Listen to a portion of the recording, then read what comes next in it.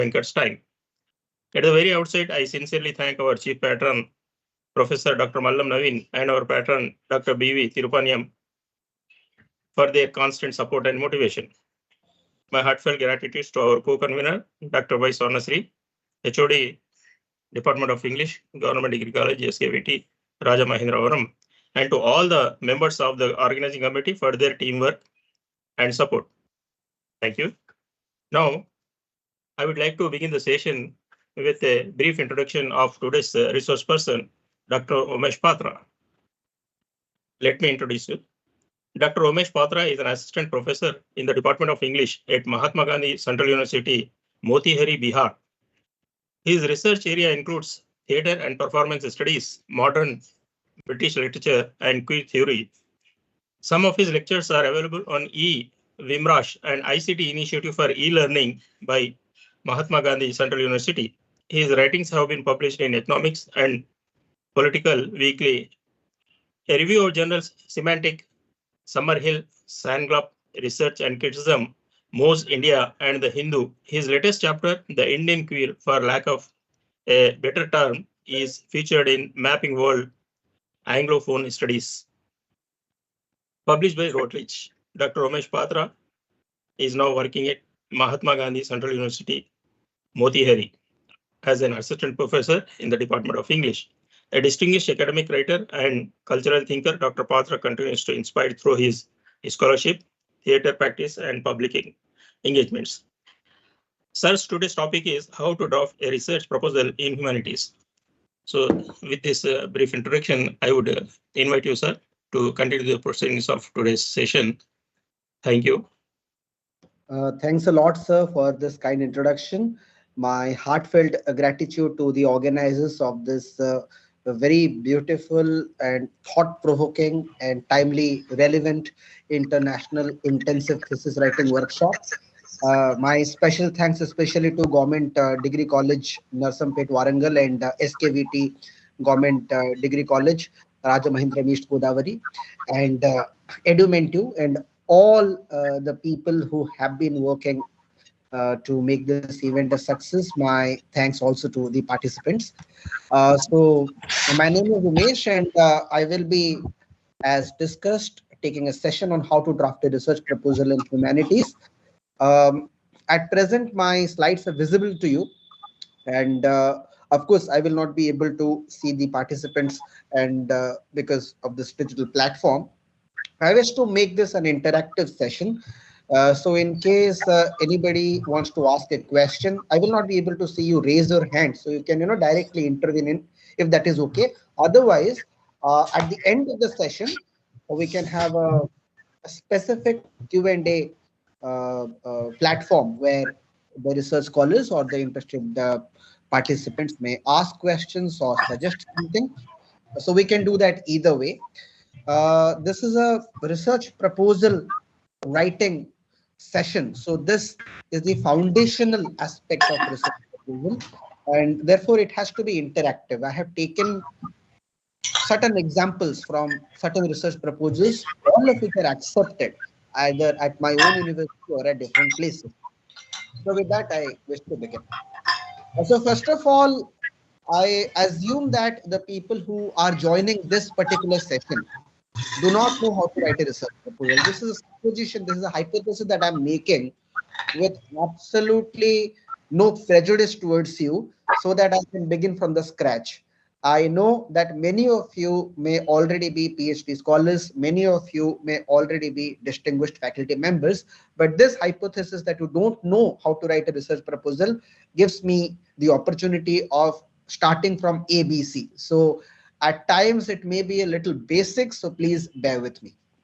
So first of all, writing a research proposal. What is a research proposal? Research proposal, let me begin by saying what it is not. A research proposal is not an essay. It is not a fictional work. It is not a non-fictional work. It is a very technical document. It's a very technical document with very clearly set objectives, very clearly set methodologies, with very clearly set primary resources and secondary resources, all of which can alter during the course of our research. It is a proposal. It is not a final document.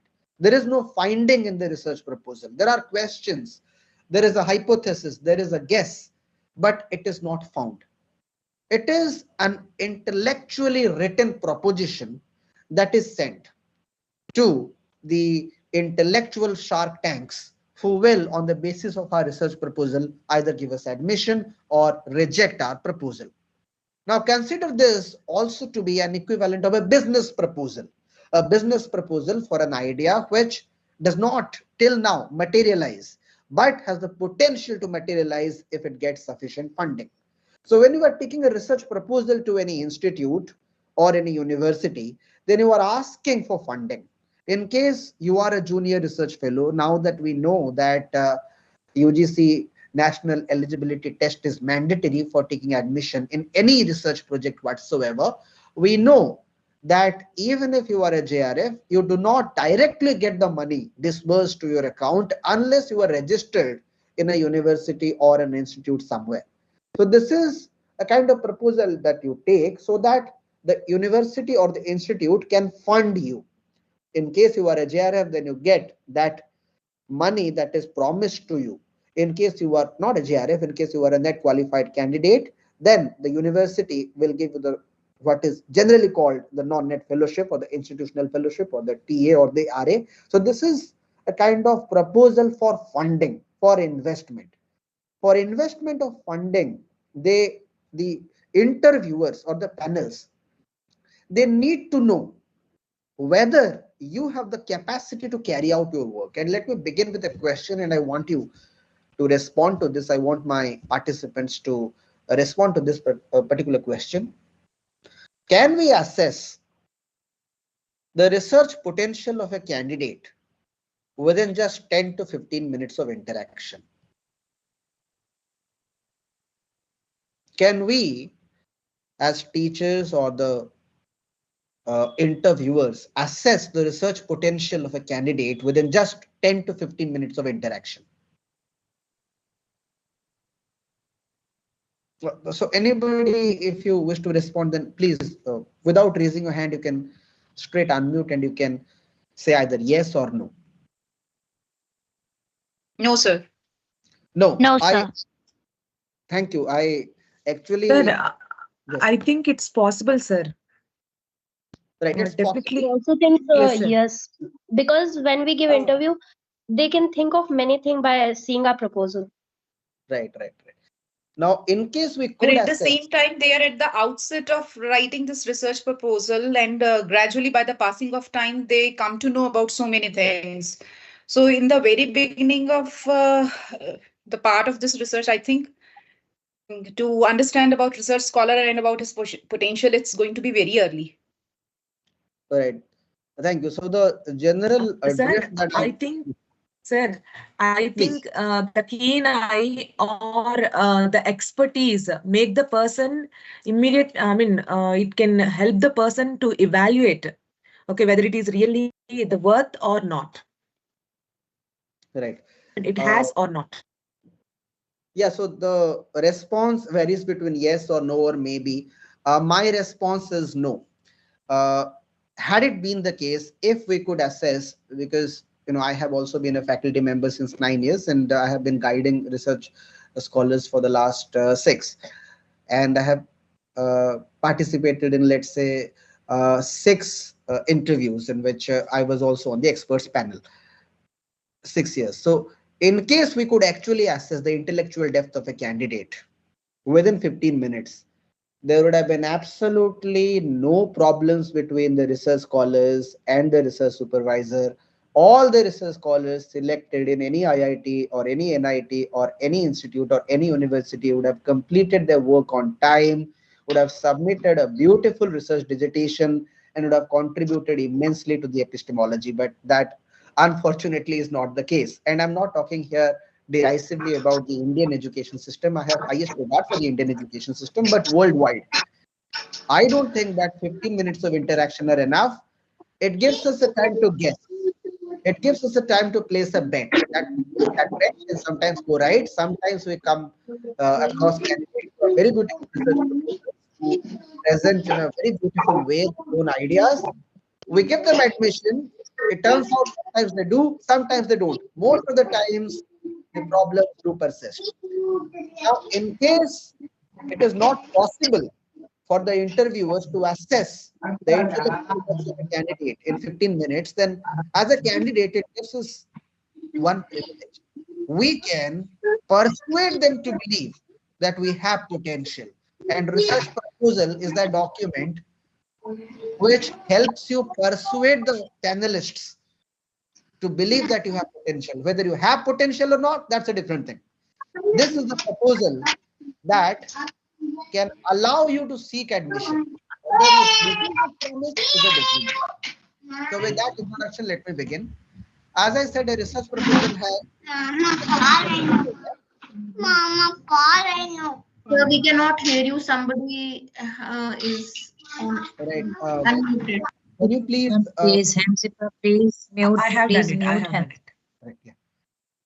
So there are different schools of writing research proposals. In case you are applying for an IIT, then sometimes they ask you to write a SOP, that means statement of purpose.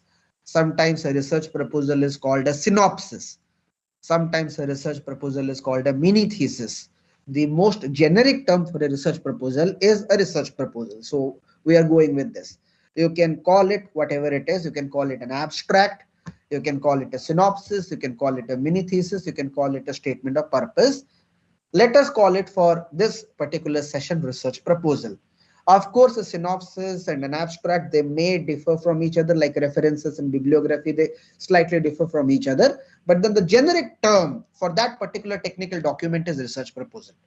There are various schools of thought concerning how to write a research proposal. And in this particular session, I deal with these particular components that are found in most research proposals. In 80% of research proposal, these components are to be found. If any of these components are missing, then maybe I will consider that the research proposal is lacking in something. Then again, let me tell you, this is my own subjective opinion, and this is based on my finding the research proposals worthy of being given a chance to be materialized into a full-fledged research. So a research proposal, of course, it has a title page at the beginning. That's a different thing. But the body of the research proposal should have these 8 elements. 1, an introduction. The introduction is to be followed by a review of literature. The review of literature is sometimes called literature review, vice versa, etc. Doesn't matter. A review of literature. Review of literature is to be followed by a research gap. Research gap is to be followed by a research hypothesis. It is not necessary in humanities to go with a research hypothesis. Sometimes you have a hypothesis, sometimes you don't have a hypothesis. It's all right.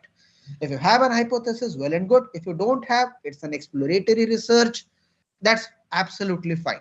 The hypothesis is to be followed by research questions. In beg your pardon. In some research proposals, the research questions are followed by research objectives. In some research proposals, the research objectives precede research questions, but the research questions and research objectives, they're mostly synonymous. They have very little difference. So I take here research questions because that is the essential component of a research proposal. Research objective is a derivative thing from research question. Research questions or objectives are to be followed by research methodology. Research methodology is generally followed by tentative chapterization. In some institutes, chapterization is not required, but in most institutes, if you go with a tentative chapterization, then we assume that, okay, you have a clear idea of what you will do. In exploratory research, you may not exactly know in which direction you will go. So you may not have tentative chapterization. That is absolutely fine, but it is called tentative, which means that you can change it at any part of your research. And it is to be followed by the most careful aspect, the most significant aspect of your research proposal, that is bibliography. Those of you who have already participated in an interview, you would notice that when you submit a research proposal in hard copy, in case you take your hard copy of the research proposal, then that is the page that most interviewers directly go to. So even when I get a research proposal in hard copy, if not in soft copy, then the last page is the first page that I look at. Does the researcher know what books or what texts, that text can be anything. The text can be a performance, the text can be an audiovisual thing, the text can be a blog post, the text can be newspapers, the text can also be books. But does the researcher know what books the researcher is going to pursue in her or his research? So that is the first and foremost thing that many people look at. So pay particular attention to it. We will go to each of these components in detail, but let me just discuss the flow. You start your research proposal, of course, like an introduction. And while I told you that it is a kind of technical thing, now think of it as a kind of gossip that you are having with your friend, with your closest friend. So you start with an introduction. You start with a vague statement, like talking about the weather, like small chit chat, right? For example, I'm taking humanities. So let's say in the contemporary time, the rise of horror comedy in Bollywood, right? So you can begin with something like an introduction that horror stories have been a big part of the Bollywood film industry, or something like that. A very non-specific but yet a generic term you introduce, and then you go to the specifics, and then you say that, okay, in the Hindi movie industry, my focus is on the horror comedy genre that suddenly took a rise in the second decade of the 21st century, right? So give an introduction. After the introduction, in the introduction, you talk about your research briefly in a very, from a bird's eye view. You give an idea to a person who is absolutely ignorant about your proposal. It is a new proposition. So you do not go with a lot of jargons. You induce the person in. And once the person kind of takes the bite, then you say that a lot of research has already been done on this, or a lot of research has not been done on this, but on the specific aspects of this area. And that is the review of literature. So you're talking about the existing body of literature on your specific area of research. And once you talk about the existing body of literature, there you find in the research gap. You wrench in sometimes the research gap. Sometimes the research gap is not to be found, and practically we kind of manufacture a gap. We say that this has not been paid attention to, whereas we know that it does not need to be paid attention to, but yet we need a research gap. Unless there is a gap, there is nothing for us to fill. Therefore, we need a research gap, and every research must have a research gap. Even exploratory research must have a research gap. A review of literature to be followed by research gap. After the research gap, you come up with a hypothesis. A hypothesis is an intellectual guess, nothing more than that. A hypothesis does not need to be proven right. A hypothesis can be rejected at the end of the thesis. Then it will become a null hypothesis, well and good. At the end of the research, your research hypothesis, you can alter your research hypothesis. But in the proposal stage, you need a guess. You need a guess. Now, this is not mandatory in literature. In scientific research, a hypothesis is sometimes required. But in literary research, you may or may not have a hypothesis, and that's absolutely okay. What you need are research questions. So once you identify the research gap, you come up with the research questions. What are the specific questions that you would be addressing in your research? What are the specific problems that you will be solving in your research? And research questions, from research questions you derive the research objectives, which mean that in this direction my research will go. I seek to find this, that, and that. So research objectives are basically derivatives of research questions. After that, you tell the interviewers that this is my methodology, this is how I will do this. I will collect my samples in this way. I will use this particular theoretical framework. I will do field work, I will do library visit, I will do ethnographic study, I will take a transit walk, I will do close reading, I will do discourse analysis, I will do narrow reading, I will make focus group discussions, I will take interviews, whatever. The methodology that you will mention, how. And eventually, after you have satisfied the interviewers with the how part, you will say what exactly you will do it. That is tentative chapterization. The chapterization, of course, will have introduction and conclusion, introduction at the beginning, conclusion at the end. In between, there will be chapter 1, 2, 3, 4. Here, you will have some tentative idea about how your research will look like, and you will give it time. This tentative chapterization can change over a period of time, but then at the present stage, it's better if you go with any chapterization whatsoever, followed by bibliography. Sometimes you may have significance or rationale of the research. That's fine. You do not need to write limitations of the research in the research proposal because your research has not ended yet. Your limitation of research will come at the end of your actual research, 3 years, 4 years, or 10 years research. Limitation does not come here. Your scope or rationale can be incorporated here. Tentative chapterization is to be followed by bibliography, and bibliography should be neatly divided between primary sources and secondary sources. We in humanities in our university follow MLA. You may follow the particular style guideline that your university or your institute recommends in humanities. Sometimes people use APA. Most literature thesis are written in MLA style, so that's up to you. There is very minute difference between the two. You can very easily spot the difference. Now, with this brief flow, now we go to the introduction part. Beg your pardon.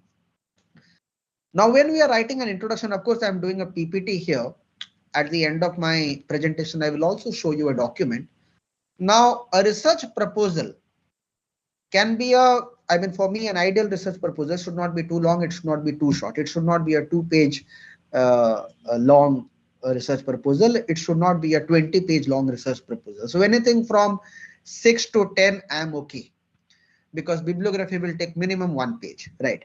So a 6-page long research proposal, the introduction should be at least 2 paragraphs long. It may be 1 page long. The introduction ideally should not be too long because it is an introduction. It is not the main aspect of your research, right? Now, the technique that I follow in research proposals, the technique that I ask my students also to follow is to use the zoom out and zoom in technique, right? And I have given here examples of 3 introductory sentences, and of course these are introductory sentences. They are to be followed by the specifics of your particular research. For example, in the first bullet point, I have taken the introduction, the first 2 lines of the introduction of my own PhD research. So my PhD research was on Odia folk theatre called Pala, and I compared it with Bertolt Brecht's epic theatre. So the first introductory sentence was, folk theatres carry the ethos of community life in India, while transacting stories of mythological and historical significance related in the language of the masses. So now this is a very generic statement, and of course this does not need to be cited. This does not need to be you can take a quotation of somebody else, that's absolutely fine. I went rather with a very generic statement that does not need to be verified. Of course, folk theatre carry the ethos of community life, and they use the common what we call popular or the vulgar language of the masses. Vulgar does not mean wrong. Vulgar comes from the German word for folk. So the folk language, right? So the common language of the people, the common diction of the people. And it carries also the stories of mythology, sometimes of history too. So that is a very generic statement. And then I zoomed in. One such folk theatre is Odia Palla. In the following part of my introduction, I will talk a little about Odia Palla. That Odia Palla is a folk theatre tradition carried out in Odisha, generally with 6 to 7 performers. The Palla is performed at night time, especially in the temple precincts in the villages. The stories of Palla are mythological in origin. Some of them are legendary, some of them are historical. The mythological sources are Ramayana, Mahabharata, and sometimes the local Purans. Palla has a syncretic theatrical tradition, etc. I will go into it. But then the introduction, the first 2 lines are the first 1 line is very generic, and then I zoom in. Now this is related to theatre. The second one, let me read it out. The interference of artificial intelligence cannot be ignored in the 21st century. The time has come to acknowledge both the potential impact as well as the constructive usage of AI in journalism. So this is an issue that all of us are grappling with at the current time. And here also you see the first statement is something that nobody can dispute. We know that artificial intelligence has become a big part of our life. So the first sentence speaks not only to humanities students, but to students from any discipline whatsoever. So we know that artificial intelligence has become a dominant aspect of our life. And then I go specific to my research area, and that is okay. The time has come to acknowledge both the impact, that may be the negative impact, and the constructive usage of AI in journalism. And then I can continue, explore further. In the introduction section, I can say that in many journalistic websites, sometimes to fill the gap and sometimes due to the lack of time, the beg your pardon. Right. Sometimes the journalists use AI for writing short articles, short descriptive articles about a location, maybe about an event, and then I speak about the author function in those articles. Can a journalist claim the originality in writing that article, etc.? That will become the specifics. Now let me go to a pure literary research introduction, and this one is related to Arundhati Roy. I assume that many of you may be the fan of Arundhati Roy. I myself am one. So fiction, howsoever imaginary, is rooted on the foundations of the lived experiences of the author. Now, this is a generic statement. We know that even fantasy fiction by J.R.R. Tolkien or the world of Harry Potter, we know, howsoever imaginary, they have some foundation in the flesh and blood, sorry, bigger part of flesh and blood experience of the author, the lived experience of the author in the mundane everyday world. And then I go to the specific aspect that Arundhati Roy's narrative world, on closer inspection, shows the relatable historical reality that thrives in the heartland of Kerala. And then I go and I focus on especially two works. I can broaden it further, but then I focus on two works. One, the work that is The God of Small Things, and second, I look at her recent memoir, Mother Mary Comes to Me, and then I find out that the world of Mother Mary Comes to Me and the world of God of Small Things, they are one. While in Mother Mary Comes to Me, she is more honest to herself, hides certain things that are relatable, that are understandable. In God of Small Things, she is very vocal, very vociferous. She shows a lot of things that may or may not have happened, but the historical reality of Ayamanam remains the same in both those places. And then I go on to introspect the other non-fictional works of Arundhati Roy, and I find that in Ministry of Happiness, she describes a world that she had lived and that she had narrated in other non-fictional works. And I look at the close correspondence between the fiction and the non-fiction in Arundhati Roy's life, and I find out how each impacts the other. So this these three are examples of the zoom out and zoom in technique. Now, in case you have any doubt with regard to writing your introduction, then you can ask now, or we can go to the next slide.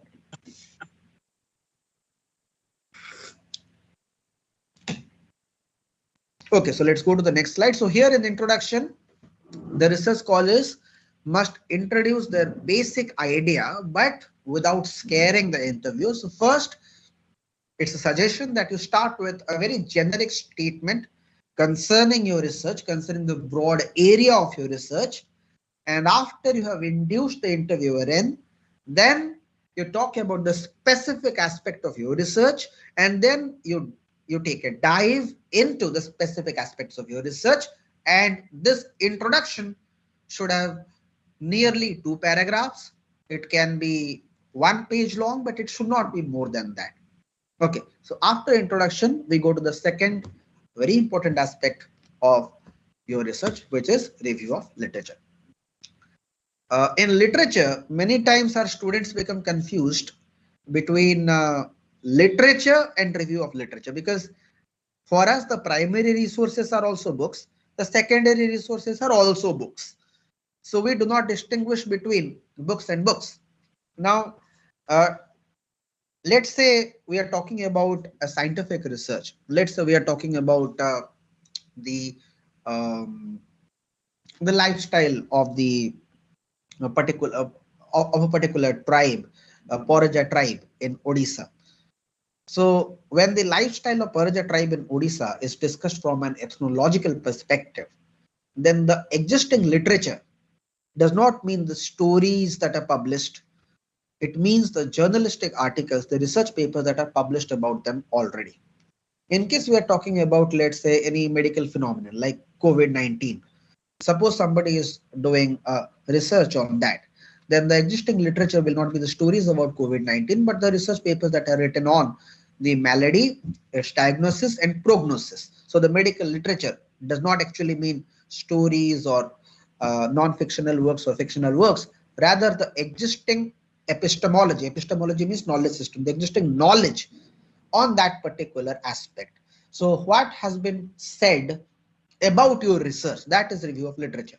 So in case my research is on Arundhati Roy's fiction, then in review of literature, I will not talk about Mother Mary Comes to Me.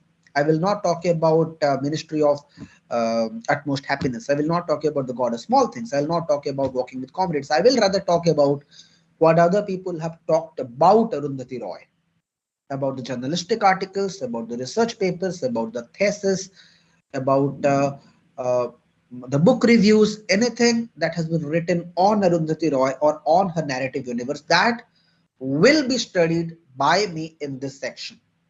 So in review of literature, what we do is we talk about what has been already said about my research. And let me give you these 3 examples. Okay. Now, as I have said, I've taken different portions from different research proposals, and all of them are kind of a collage, and all of them are accepted for either PhD or paper publication. So first one is from my own research.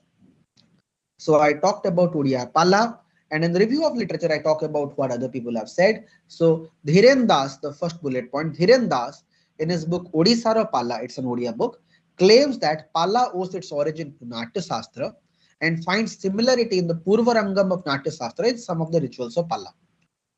So there, I do not necessarily need to quote the author. I may quote the author, but I here didn't find any necessity to. I took his major argument, something that he might have written in the abstract. It's written from the book. So I take a major idea of his finding from that book, Odisara Pala, and I say that, okay, he broadly claims, of course, he shows a number of evidences, which I will analyze later in my research in the specific chapter, but he broadly claims that Pala comes from Natya Shastra. So that I have taken from here, right? Similarly, let me go to a second review of literature example. M.K. Nayak, in A History of Indian English Literature, sheds light on the impact of Gandhian ethos on the foundational works of Indian English fiction. So here, Raja Rao's Kantapura, Malgudi Days, and the other Untouchable by Mulk Rajanand and other the foundational Indian English writers, how Gandhian ethos had impacted them. On that, M.K. Nayak sheds light in that particular book. And here I just take this particular idea. I do not necessarily write a paragraph long essay on that. That I will do when I'm writing specifically my dissertation. So that's what I do in review of literature. So here in the first 2 instances, I have taken books. The third instance, I've taken a research paper. Dionysus the Leprechaun, Genre, Identity and Parody in Derek Mohan's Backer by Simon Paris. Now this is a research proposal. This is a research paper. This research paper by Simon Paris, it provides an in-depth exploration of how Derek Mohan reinterprets Euripides the Barker through parody, infusing it with comic and satirical elements that transform its traditionally tragic tone. So we know that this particular play is a tragic play. It's a kind of tragedy. However, there is one particular author who finds the comic elements in this. Now, many of you might have read Antigone. It's one of the greatest tragedies written by Sophocles. But if you read the play from a contemporary perspective, you might find comic elements, especially in the scenes involving the sentry, right? You know that the play A Cherry Orchard was identified actually as a tragedy. It was shown later as a comedy. And now when you read the play or when you watch the play, there are both tragic and comic elements in Cherry Orchard, and you cannot separate one from the other. So here the author tries to find the comic elements in Baka, which is traditionally a tragedy. Now, in these 3 instances of review of literature, what I do is I take the specific worm that those authors had got in their finding, and what are the platforms that that provide me with these books. Of course, I think there have been enough discussion on that. ResearchGate, Academia, Edu, Shodh, Ganga, Taylor and Francis, Sage. There are many repositories of research papers. There are many repositories of research thesis, and of course, the books that you find in the library, the books that you find from online platform, the books that you find directly by purchasing from the marketplace. Any book, any research paper, any book review, any audio-visual element like a YouTube video, like a podcast, anything that talks about your research, specifically about your research, your area of research, you need to cite here. Your review of literature should be extensive. Your review of literature should definitely not mention anything from Wikipedia. It may mention something from journalism, it may mention something from EPW, it may mention something from the Hindu, Times of India, Dainik Bhaskar, etc. But then it should not entirely rely on these journalistic depictions, because these are not serious works of research. Of course, they are popular, but unless they are serious works of research, they should not be the foundation, they should not be the significant aspects of your review of literature. Your review of literature should cite specifically the books published by authentic publication houses and research papers published by authentic research platforms. I will not go into what is authentic and what is not. That is a different debate. You should be the judge of that. In case somebody has talked about your research and you find merit in that, even though that is published in a platform that would not consider very respectable, that's fine. In case the research paper is a good one, then maybe you can ignore the authenticity of the research journal, but you should be the judge of that.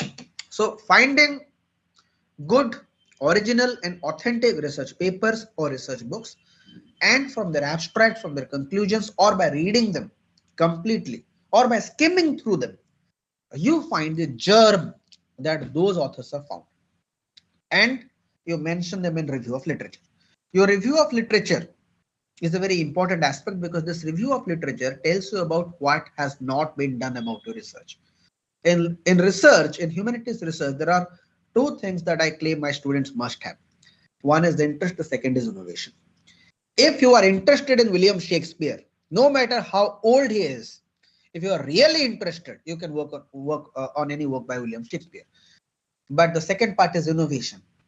In case you are interested on Shakespeare, you need something new about him that you can find. In case these two criteria do not meet, then you cannot come with a proper research proposal. Therefore, in order to find innovation, you need review of literature. In order to know what has not been done about Shakespeare, you need to find out what has been done on Shakespeare. And because it is a very daunting task, because almost every scholar after the Elizabethan period have written on Shakespeare, or review of literature itself will be a very long document. That's why take those areas on which the review of literature is manageable, which means that less work has been done. Take the most authentic works by the most authentic authors.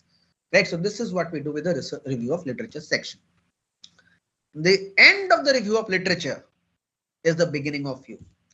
Now, what others have said, if you remember Tradition and Individual Talent by T.S. Eliot, your research is like a small monument that becomes part of an already existing tradition, and then that becomes your monument becomes subsumed into the epistemology, and it provides somebody else to come up with something new. So once you found out what others have done, immediately you say that they have not done this, and this is my point of entry. Research in humanities is like entering into a conversation.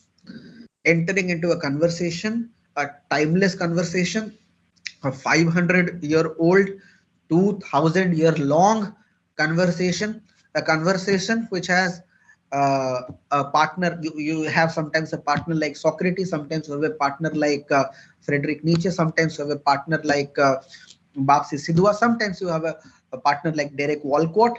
You are interacting with all of them. Now you have to find out something new to say. You have to find a point of entry where to make an intervention. When your friends are talking about a movie, they're talking about a dish, if they have spoken everything that you had in mind, then you have nothing to say but to repeat their words. But in case they have talked about something that remotely relates to your vision, your thought, but not exactly, then you intervene and you say, yes, but you forgot to mention about this. And that is your point of entry. You need a research gap to fill. Your review of literature is a gateway to that.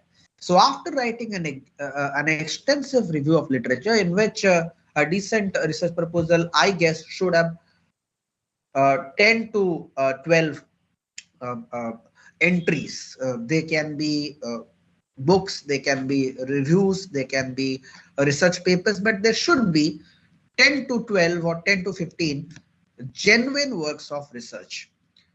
Sometimes it can be less, which means that you have a lot of scope for innovation. Very little has been done on your area. That's fine. Sometimes it can be more. Then you need to find the selected works on which you need to draw the attention of the interview. After the review of literature, you go to your area. Everybody else has spoken about the historical aspects in Arundhati Roy. Nobody has talked about the queer elements in Arundhati Roy. In case that is true, therein you enter. Everybody has spoken about the post-colonial or the queer elements in Shakespeare. Everybody has said how Shakespeare impacts T.S. Eliot. Nobody has said how T.S. Eliot impacts Shakespeare. That means how our study of T.S. Eliot impacts our study of Shakespeare. In case you can go like that, that's good. You find something that others have not said. Now here I'm giving you 4 examples. Now these are from actually published works of either research or research thesis. Although numerous studies explore the stream of consciousness in literature, there is a noticeable lack of dedicated research examining how specific English novels portray the self through Irving Goffman's dramaturgical theory. Most existing analysis offer generalized insights into narrative fiction, but fail to explore the dynamics of self-representation within the distinct social and psychological context of individual works. Now, in this particular example, the research scholar was studying a number of stream of consciousness novels in English literature, not from the perspective of Carl Jung, Sigmund Freud, and William James, but from the perspective of Irving Goffman. Well, Carl Jung, Sigmund Freud, and William James talked about the interior monologue, about the superego, ego, and id, about the collective unconscious. Irving Goffman talks about the outside world. The self does not only constitute what we think, but also constitutes what the outside world thinks about us. And Irving Goffman talks about the presentational aspect. That means how the world sees you. So how the world sees you is also part of your personality. No matter how good you are, in case the world considers you as a cunning person, then that is also that their perception is also part of your personality, because it is the perception that creates personality. Only you know what you are. There is no fixed personality. Our perceptions, the perception of the world, makes some shade in kind of contributes our personality, and this person went from that perspective. So we tried to show that it is a new work, and that's okay. Now the second example, while the spiritual dimension of Pala has been studied in detail, the theatrical function of Pala, with special correspondence to anti-illusionistic theatre, has not been paid due attention. Now this is with regard to my own research, and while I was talking about Pala, which is a kind of folk theatre, I found that a lot of people claim that it comes from Natya Shastra, it comes from Buddhism, it comes from the different ritualistic traditions. They talked about deities, they talked about faith, but Pala has not been seen as a theatrical genre.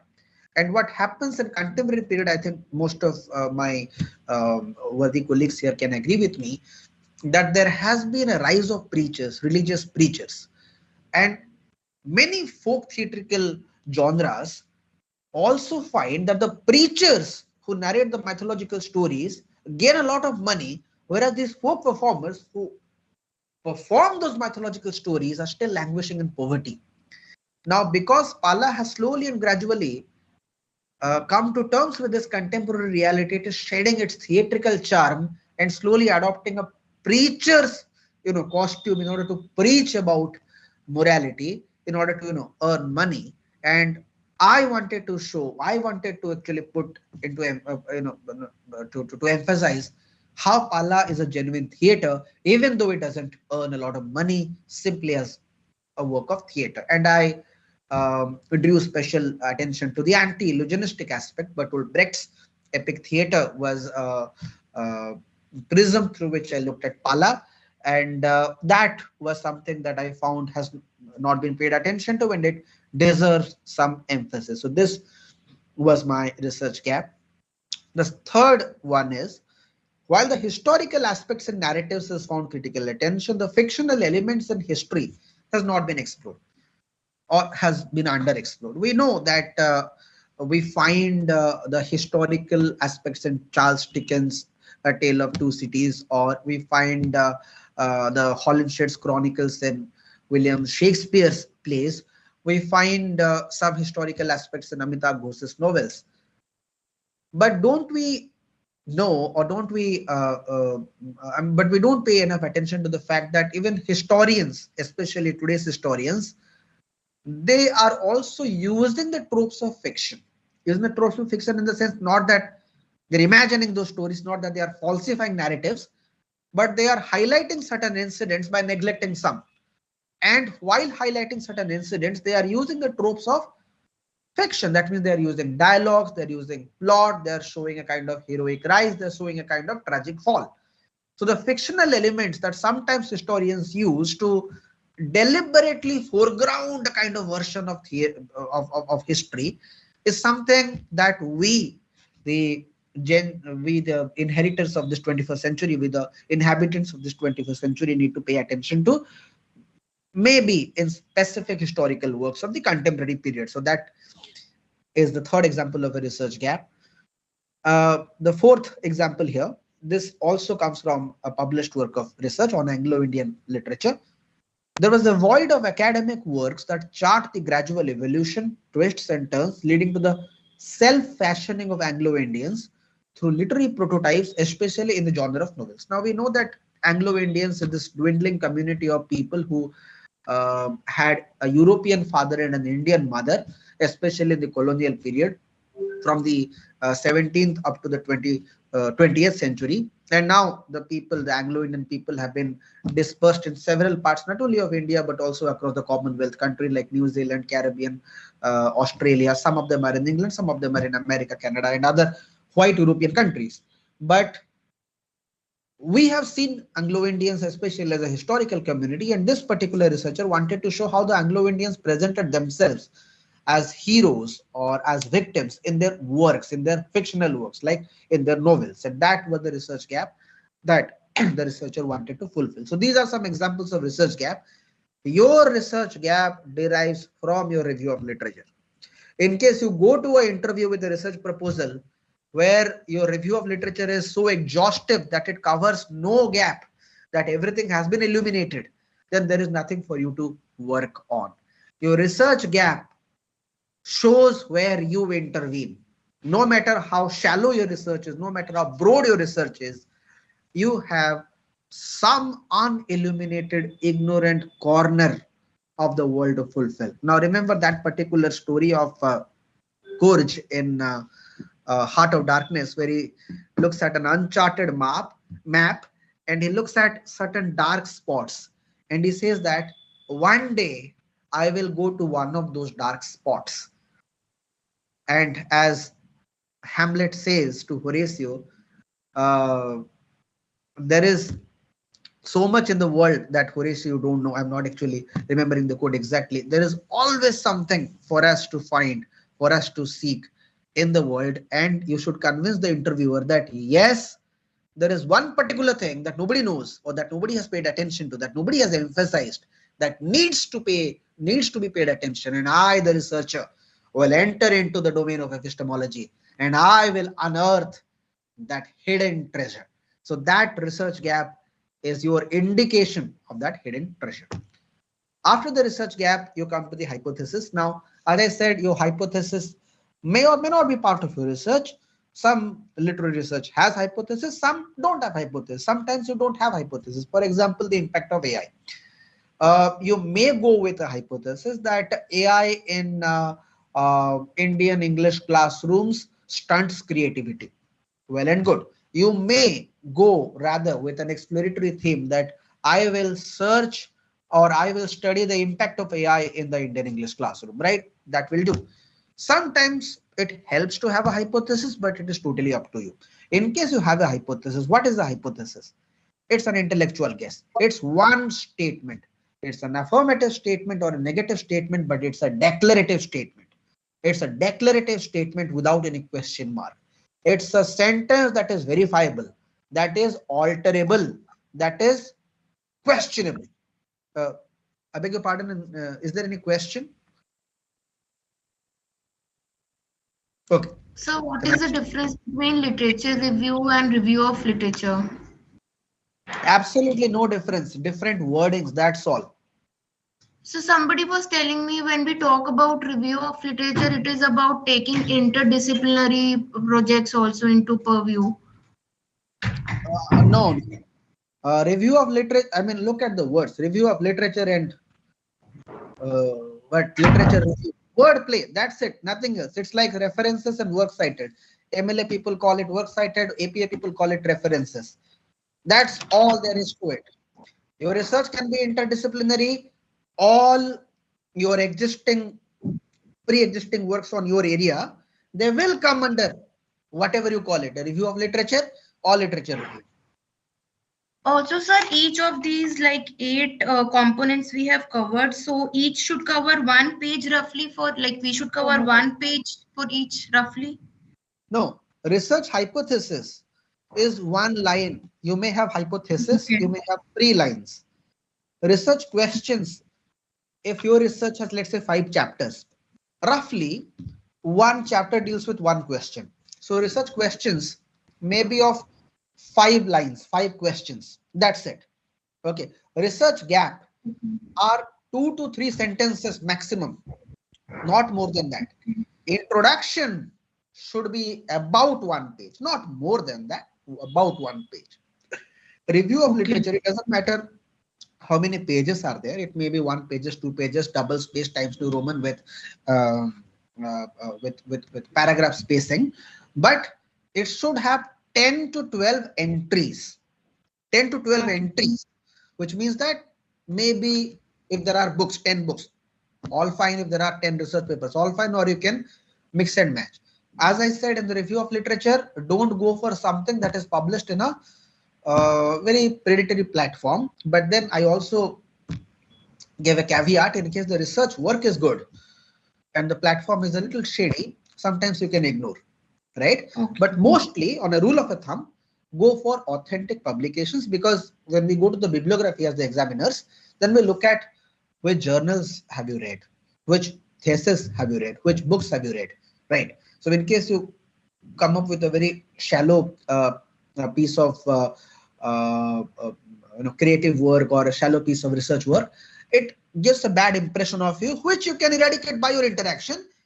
But then the impression, the initial impression is like, okay, the researcher has not, done better work, right? That's why you need to go to some reputable journals. Okay. So secondly, like in the very start of our research journey, we do not have like 2 to 3 gaps or probably 2 to 5 research questions. So like, is it necessary that our research questions should have 5 questions? Although the chapterization can be done, like because based on the novels, but what about the questions? It is based on research gap, I believe. Yeah, you are right there. Research questions, there is a trick to writing research questions. We'll definitely come to that very soon. Let me go there. Now here, can you, yeah, I think you can see. See, in this particular research, I'm taking from a published research in IIT Kanpur. Here, the author has taken 1 primary research question. And what is that research question? How does fiction interact with Anglo identity formation? Right. That's the primary research question. That's the only 1 research question. Yeah, okay. Now the researcher has taken 4 novels. So these are divisions of that particular research questions, right? So does the Anglo-Indian desire for an origin myth necessitated by the longing to belong to India lead to the creation of John Lindsdale as an archetypal hero in Lindsdale Raj? This is a research question specific to the novel. The second, can the Trotter Nama, another Anglo-Indian novel, be read as an alternative historiography of Anglo-Indians since their inception up to the independence period? Third question, considering the third novel, can Anglo-Indian be perceived as racially homogeneous community in Secret Vindaloo? Then fourth question on the fourth novel, can the novel Double Cream Mem Sahib be read as a narrative portraying a sense of retribution? You see, in these 4 research questions, there are 4 ideas. The first research, not the primary, the secondary research question, this one, in case I can show, yeah, right. This one, I'm sorry, deals with mythology, the mythological aspect of Anglo-Indian identity. The second one deals with historiography, the historiographic idea of Anglo-Indians. What do they consider of themselves in history? Because Indian history has mostly been siloed on Anglo-Indian contribution to independence. Have we ever heard how the Anglo-Indians contributed to Indian independence? We know there are 2 binaries, the Indians fought and the British, they colonized us, right? And against them we fought. But we don't know how the Anglo-Indians sided. We have some references in the 1857, but not much. So the second one is considering history. The third one takes race, and it finds that in Secret Vindaloo. And the fourth one finds retribution. Is there a sense of revenge among the Anglo-Indians against the Britishers, right? Against their European ancestors. So these 4 stem from one particular research question. In Odia Pala, for example, the research thesis that I wrote, my primary hypothesis was that Odia Pala documents, right? So this one was my hypothesis. Odia Pala originated by an assimilation of Hindu and Muslim devotional practices, thus requiring a hybrid deity, right? So it originated from the Hindu and Muslim devotional practices. Then I came up with a question that are the elements of Hindu and devotional practices present in Odia Pala? That is my primary research question. Then what are the specific research questions? Is Satyapir a hybrid deity? Satyapir, many of you might not know, he's an Odia deity. So he's a portmanteau word. He's a hybrid deity, a combination of the Hindu god Satyanarayan and Pir or Fakir, Pir Muhammad, right? So Satya and Pir, they are joined and Satyapir comes in. Then another research question is, are the Solo Palas, that are 16 Palas, are the Solo Palas assimilative of Hindu, Parsi, Urdu and Bengali language? So there I go to the secondary research question. So there I go to what, specifically I will write about in my research chapters. In one of my research questions, I go to, can the anti-illusionistic elements of Bertolt Brecht's epic theatre be found in Odia Pala? So there I go again to a specific chapter. Now let me also tell you that these research questions were generated long into my research. My actual research proposal was not no research proposal when a researcher actually submits is completely fine, because in case the questions are already so well maintained, that means I've already done your research. Correct, Right. sir. So what I'm giving you are the finished products. They may look like it. In case you are an exceptionally talented research scholar, they may look like it. They may not look like it. Sometimes they give us a hint of what you can do later. And that's why I said at the beginning that 15 minutes are not enough for us to judge you as a researcher, but they give us a window of opportunity. We also make an intellectual guess. We also make a hypothesis that yes, this research scholar has potential. Even though the research questions, they need to be modified a bit, upgraded a bit, but we know that, okay, you can do it. Okay, so basically what I could understand is we need to have one primary question and then 4 derivative questions out of that primary question, and that should be based on the novels that we are taking. In case you are taking novels. In case, yeah, correct. Right. Your primary question, I gave you the example of this one. You can have 2 primary questions too, in case it is an extensive work. Yeah, correct. But usually in a PhD research, we kind of highlight one dimension. sometimes we, for example, go for race and gender both. Sometimes we go for the Dalit as well as the gender identity both. Sometimes we want both to be highlighted. Like we know that, okay, in Karakku we talk both about gender as well as the Dalit identity. Sometimes you can go about talk about the comical aspect and tragic aspect. For example, not a research paper, but I for a lecture I had taken this element that in the tragic life of the Dalit characters there is a sense of comedy, and in Karakku and Sangati I found some examples of that. So I wanted both to highlight the tragic and the comic aspect. So you may have two main research questions to two primary research questions too. Not always necessary. Okay. Not always necessary. Okay, so in case you are going for any performance, your one chapter may generally go in the direction of answering one question. Okay. So now we go to the hypothesis. Now the first hypothesis, of course, is a hypothesis that maybe Pala is originated by both Hindu and Muslim devotional practices, their assimilation. That is one example. So I have given proof in my research, but this is a hypothesis. A hypothesis has to be a little challenging so that it catches the eye of the examiner. Are you sure? It should be a bold statement. Therefore, I said it can be wrong later, but it has to be a bold statement. So Oscar Wilde's biographical elements seep into his fictional works to hide and underscore his sexual orientation. That is my another example of a hypothesis, that Oscar Wilde both wanted to show his sexual orientation and wanted to hide his sexual orientation. That's why in his plays he talks about this duality of existence, right?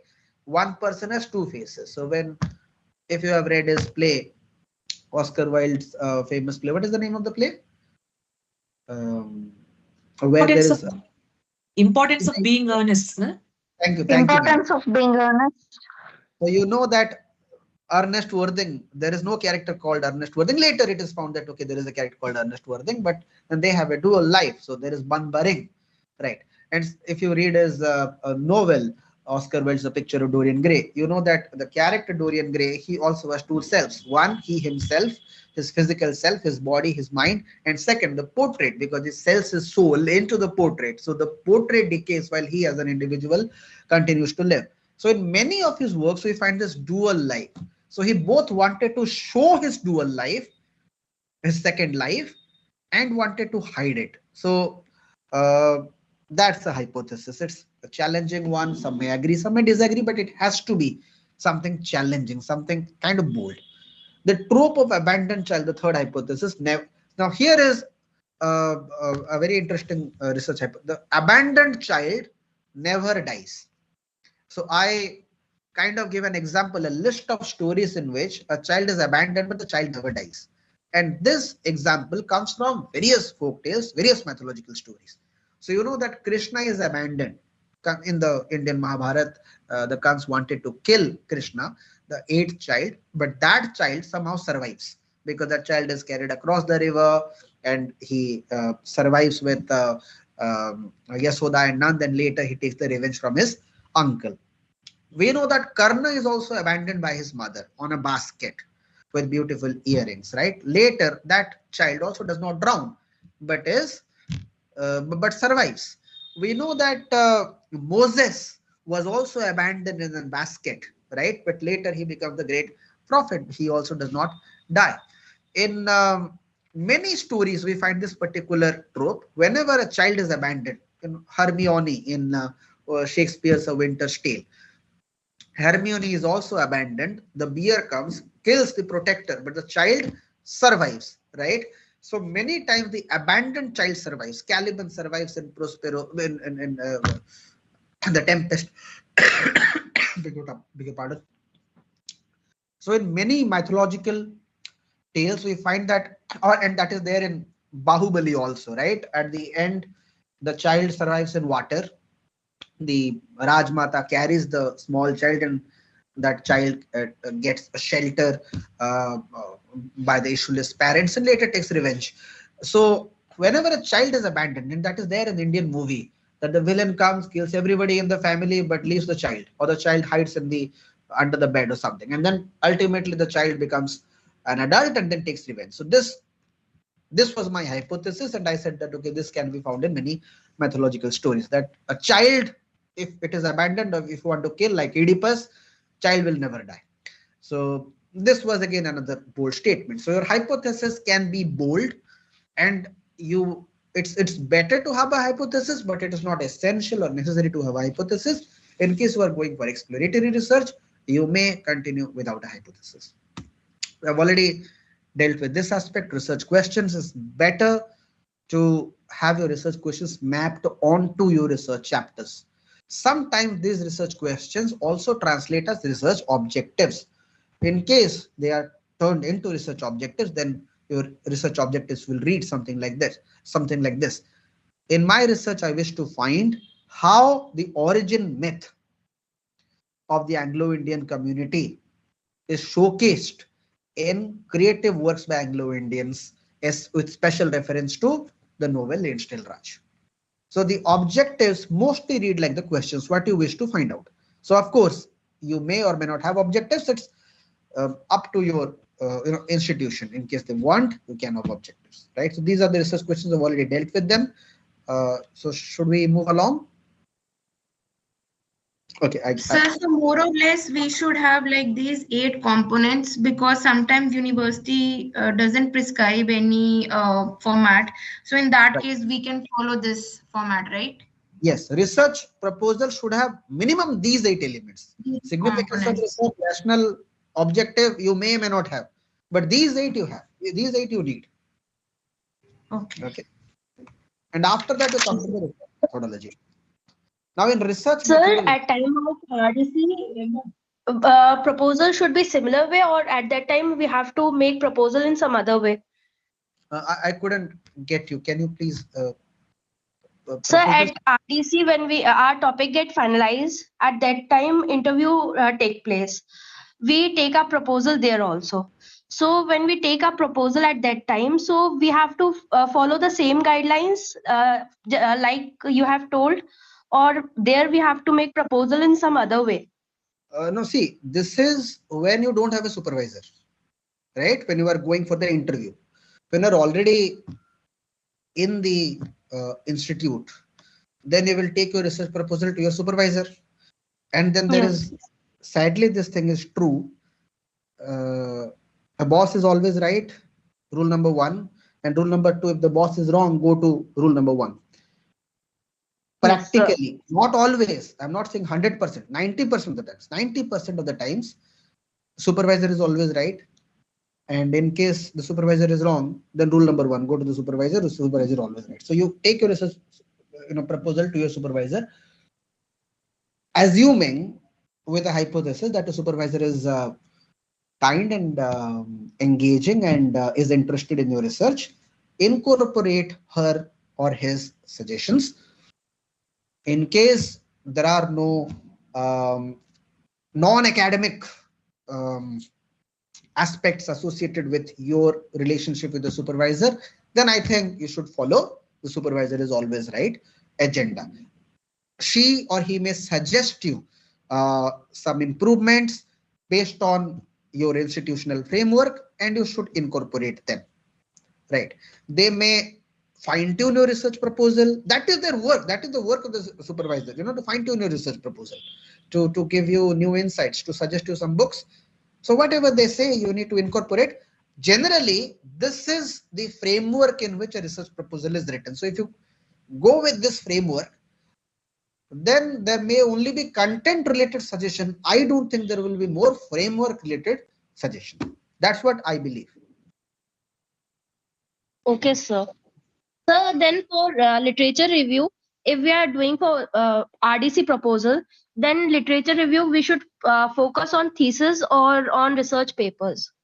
Both. See, research thesis, in case you are taking from Shodh Ganga, from Indian thesis, I'm not very happy to say this. The UGC itself came up with a very, strong statement concerning Indian thesis. You know, 2 years ago, the UGC gave an order for the investigation of last 10 years of Indian thesis, and that is there in the UGC notices, right? UGC later came up with UGC CARE, Consortium of Academic Research and Ethics. Later it abandoned it, but then when it came up, it said that predatory publishing and plagiarism have become a dominant factor in the pay to publish trash culture in India. So our own the people who are in the corridors of power in our own nation, they consider that not much good research work has been done in the Indian academia. I am saying that with a word of caution. There have been exceptionally good research scholars in many institutions, not only in IITs or NITs or central universities, but in colleges, but in private colleges, but in local state government colleges, in universities too. Take thesis only if you are satisfied with the work, right? Yes, sir. Otherwise, you can go to books. And when you are going to books, go for some good books. Good books in the sense, find out some authentic publishers. Now, I'm not specifically telling you the name of the publishers, because then I will be biased, towards them. You have to find out for yourself what are the authentic publishers, right? Go for research papers, and their research papers also have to be not those paid to publish. In 1 month, you give 500 rupees or 4,000 rupees, and they publish your paper in 1 month. Don't go for those predatory journals. Go for those journals which don't ask you for any money.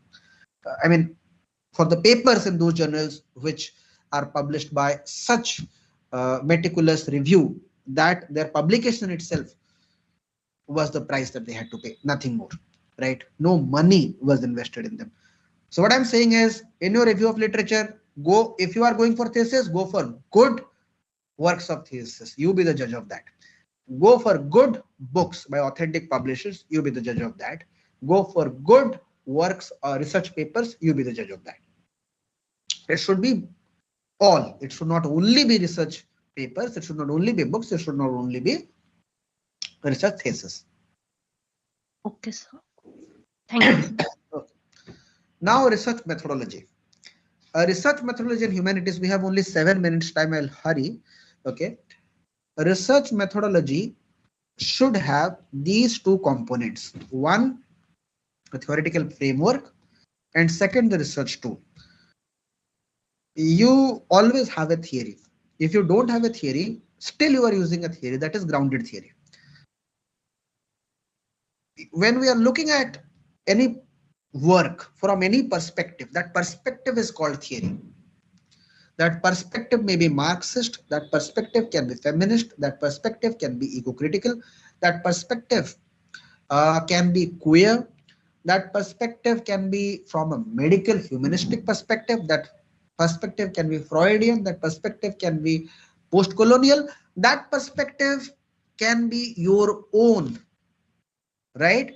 Yet your own perspective also is a theory, right? So it does not have a particular name associated with it, but then your perspective also needs to be defined. So first you develop what is a theoretical framework. In case you are going with novels, in case you are going with drama, you are going with audiovisual works, right? So what is the perspective? Are you looking at the projection of villains in, let's say, the Tamil cinema, how macho the villains are? Are you looking at the projection of females, how the females are shown extraordinarily beautiful? Are you looking at the superhuman suffering of the male protagonists, how even if there is an axe that is rooted on the protagonist's back, there is and somebody shoots at the protagonist, then somebody throws a bomb, still the protagonist rises and then finally, like a phoenix, kills everyone. So what perspective are you looking at? Find that out. Sometimes students go for some of the established perspectives that are, them, the theories, right? So find out what are your theoretical frameworks. For example, the research uses Mikhail Bakhtin's concept of carnivales to study the time and space in Kalidas's place. Which time mythological time or historical time, and which space, mythological space or the actual historical space of Ujjain or Delhi. What was the space that he was using? What was the garden in which Shakuntala was roaming about? Is that garden there in India, or that garden is an imaginary space? So I am using the concept of carnivalesque of Mikhail Bakhtin, and also the concept of chronotope in Mikhail Bakhtin to study the plays of Kalidas. You may use not Bakhtin, not Marx, you may use your own perspective, but then find out what perspective you are looking at. So that will be a theoretical framework, and then there are research tools. The first research tool that you will be using, which is not written here, is samples. You will be taking some samples, right? You will be working on 4 novels, 5 novels, 10 novels, or 1 decade of Bollywood, or 1 decade of Tamil film industry, whatever. Why did you select those specific films? Why did you select that particular genre? Why did you select that particular set of books? What was your sampling technique? Mostly we researchers used justified sampling technique, right? We do not go for probability sampling. We usually go for non-probability sampling. Scientific works are done on probability sampling. They give each unit an equal chance of participation. We generally go for non-probability sampling, that I will take those books which provide me those specific aspects that I wish to study. So if I'm doing a study on queer theory, I will not take a book by Amitabh Ghosh. I'm more likely to take a book by R. Rajarao. I'm more likely to take a book by Hosheng Merchant. I'm more likely to take a book in which there has been a description of male and male bonding or female bonding than a book which does not talk about them, right? So we usually take judgment sampling. Sometimes we take convenience sampling. That means, okay, these books are available on Amazon or available on library or are available with me. I'll work on them. Because some books on which I can work, but they're not available, they're out of print, their author is dead, and nobody is giving me that book. So sometimes we use convenience sampling, right? Whichever sampling technique you use, each sampling technique is a legitimate sampling technique, but then mention the sampling technique that you used and how does the sampling technique help you in finding your particular primary resources, right? And then there are certain tools. In case you're working on a theatrical element, you need to conduct field work. You need actually to go to the place. You need to conduct interview. You need to conduct focus group discussions. You need a questionnaire, a set of questions. Will it be a structured questionnaire or an unstructured questionnaire? So you need those tools. You need to do close reading or discourse analysis. So that also is a tool that you will be reading each and every line of the book. Sometimes the novels we don't do close reading because we can't do close reading, right? So what are you doing? Narrow reading, that means reading certain passages or skimming through it and finding certain elements. Poetry, you are doing close reading. So what are you doing? What exactly are you doing? So those research tools you need to mention here, your field work, interview, anything that you will actually do, how you will collect the data, that you will mention here. They are very simple and qualitative research works like us. In scientific researchers, they specifically mention the tools that they use, right? So you mention in the methodology, the theoretical framework and the specific research tools.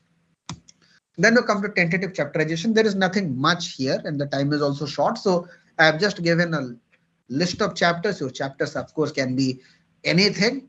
We know when you are coming up with a research proposal, you don't decide your chapter because the team is there to help you decide your chapter. So I've just mentioned some chapter titles. You don't need to go specifically to the description of those chapters. If you go, it's all right. Otherwise, just write the name and the chapter title. That will do. It's usually in India, the introduction is not a chapter. The conclusion is not a chapter. In case your university considers introduction as chapter 1, do accordingly. In case your university considers...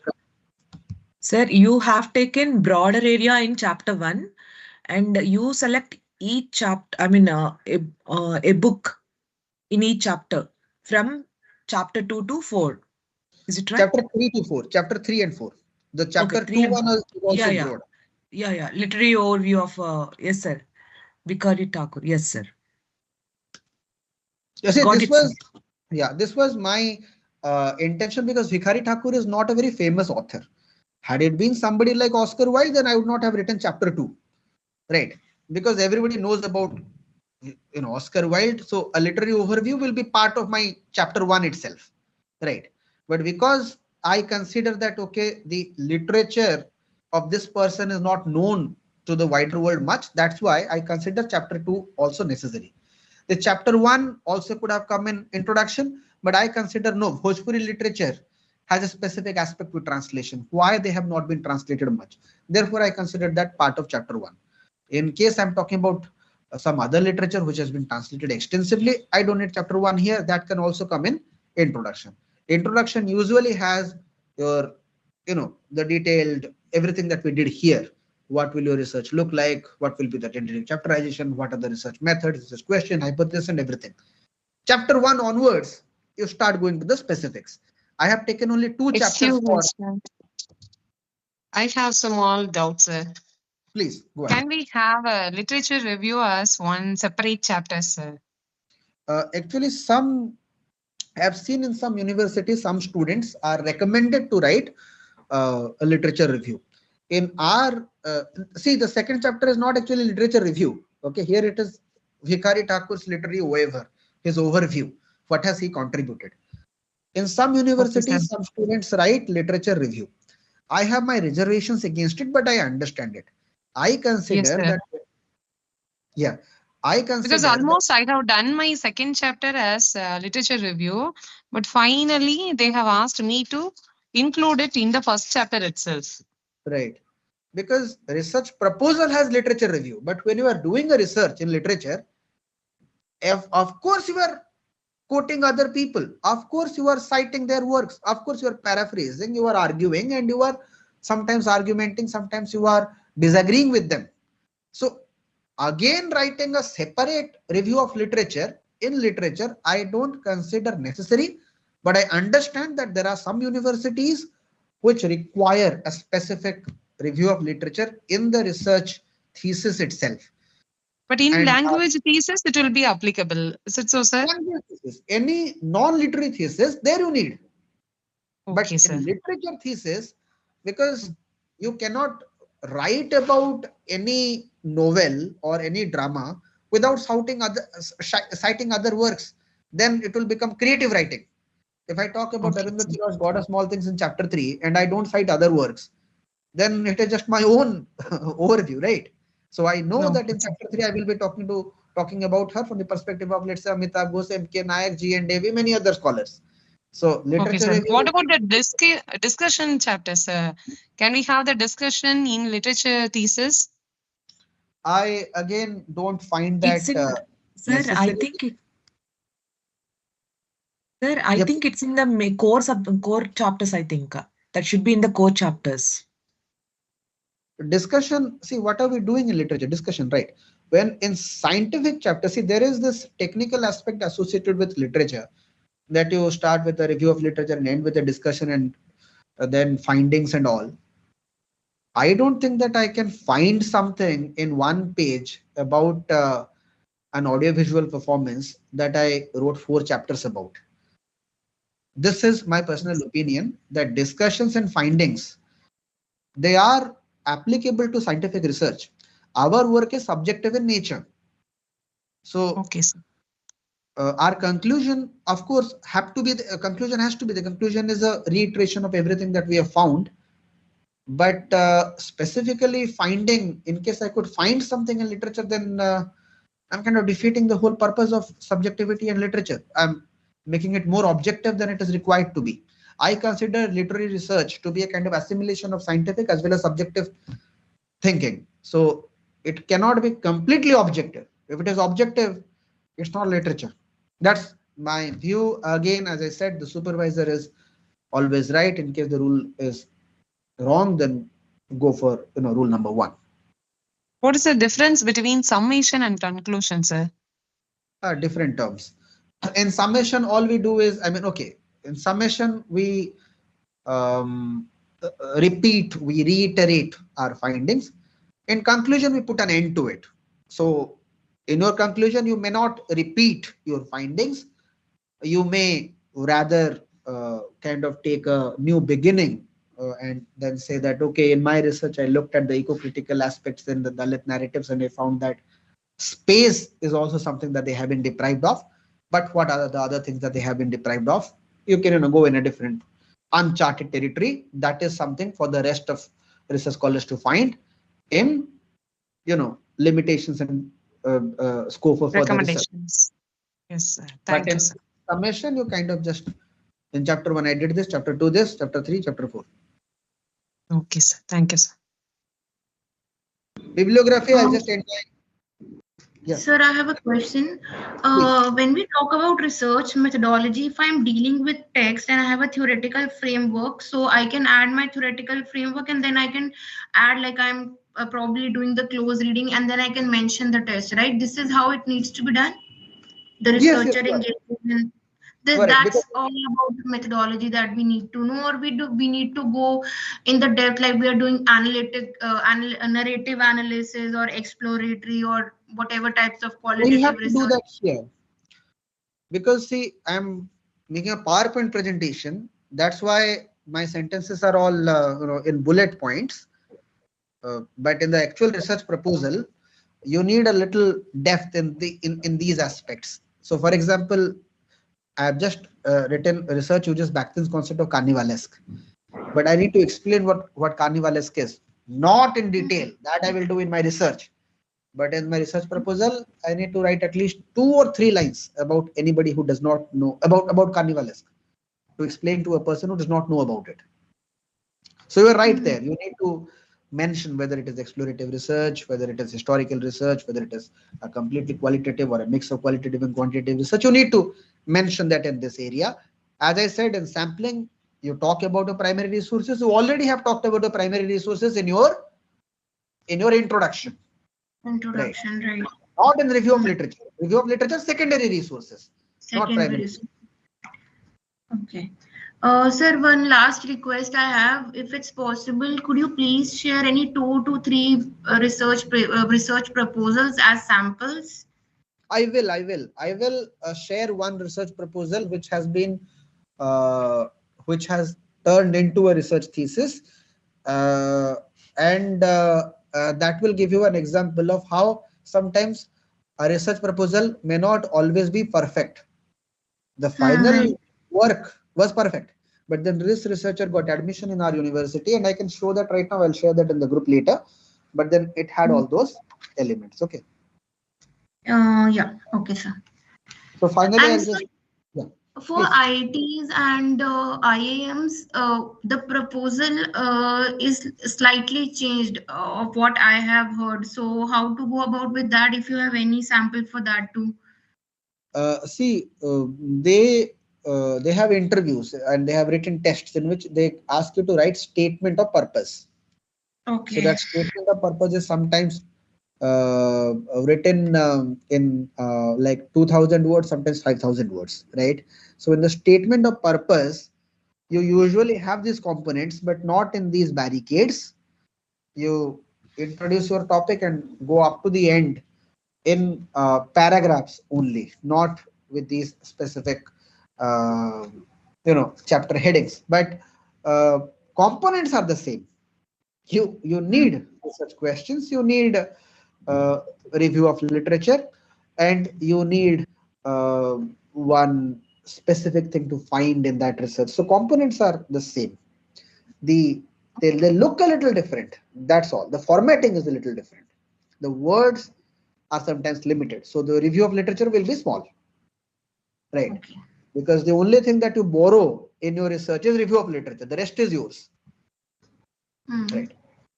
Okay, sir. Eventually, bibliography, it's recommended that you distinguish your primary resources from your secondary resources, and of course you use the hanging indent. Both in MLA and in APA, hanging indent is discussed, and I'm showing this just a sample, but your research proposal will have, of course, 1 or 2 pages long bibliography, right?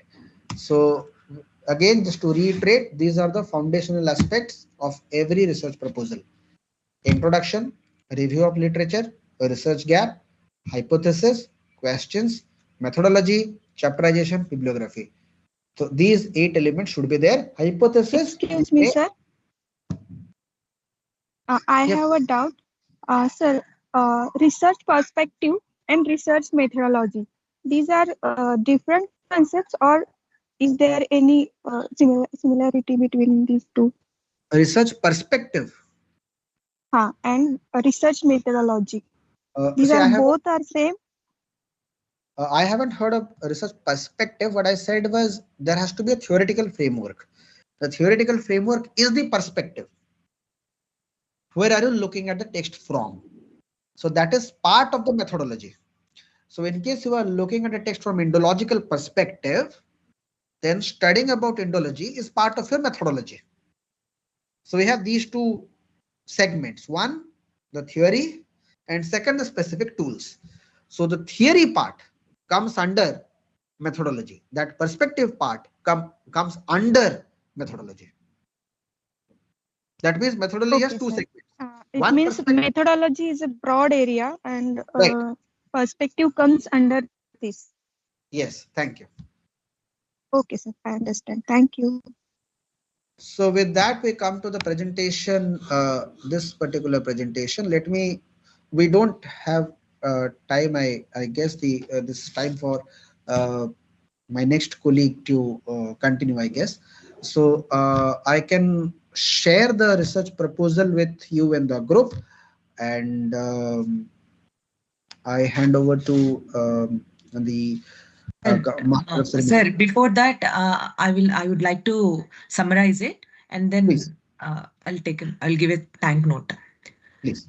Thank you very much, Dr. Umesh Patra, sir, for a wonderfully insightful and impactful session on how to draft a research proposal in humanities. You began by defining what a research proposal truly means and walked us through every essential component with absolute clarity, not only explaining what to include, but also how to materialize it effectively.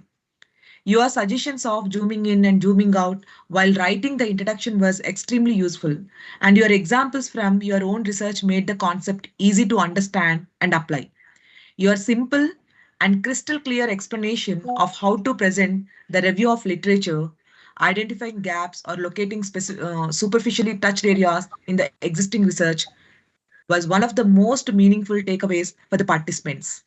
Your guidance on research hypothesis, refinement of research questions, and discussion on theoretical frameworks and research tools supported by gripping examples without a single trace of verbatim repetition was truly admirable.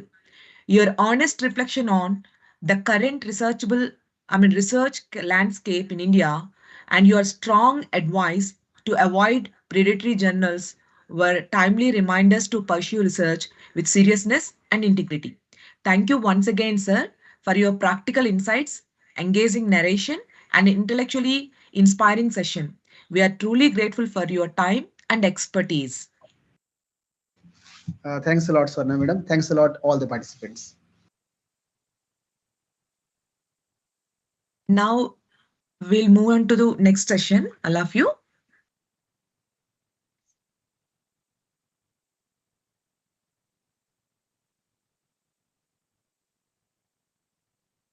Chakrapani sir, are you there? Yeah, madam, am I audible to you? Yes, sir. Yes, sir. Yeah. How are you, ma'am? Yeah, I'm good, sir. Yeah, how is the husband, Prasad sir? Everybody's okay at home? Yeah, everybody is fine, sir. Thank you so much, sir. Yeah. Please go ahead, ma'am. Yes, sir. Thank you very much, sir.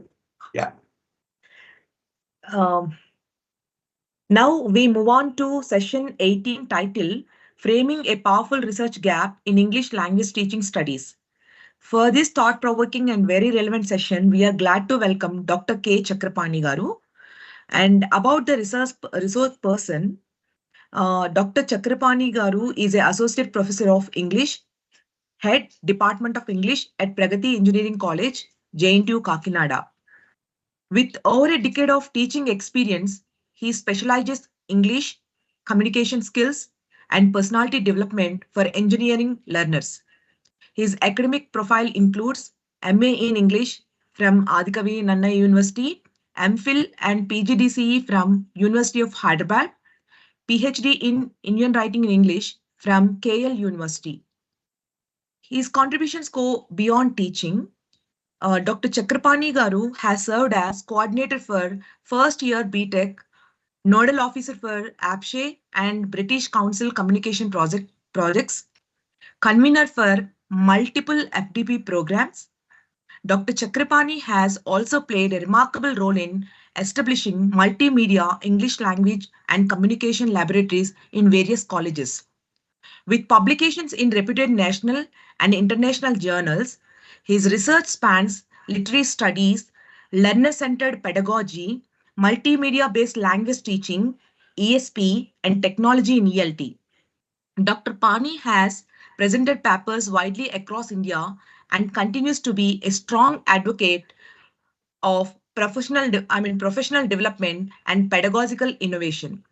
With great respect, I now invite Dr. K. Chakrapani sir to lead the next session. Sir, the screen is all yours now. Thank you very much. Thank you very much, madam, for wide explanation of my presentation that we called introduction. Sharanashri, madam. First, I would like to thank the organizers of this program, Professor Dr. Mallam Naveen, Principal, Government Degree College, Narsampet, Warangal. At the same time, the patron of Dr. B.B. Tirupaniam, Principal of SKVT Degree College, Rajamahendravaram. And I also would like to thank the convener of this program, MMK Rahimuddin sir, a lecturer at GDC, Narsampet, Warangal College, and the co-convener of this program, Dr. Y. Sharan Shri, head of the Department of English, IQAC coordinator at SKVT Degree College at Rajamahendravaram. And I would also thank to my colleagues who is working as an EduUMENTUU, the executive director and the director, Dr. KK sir and Dr.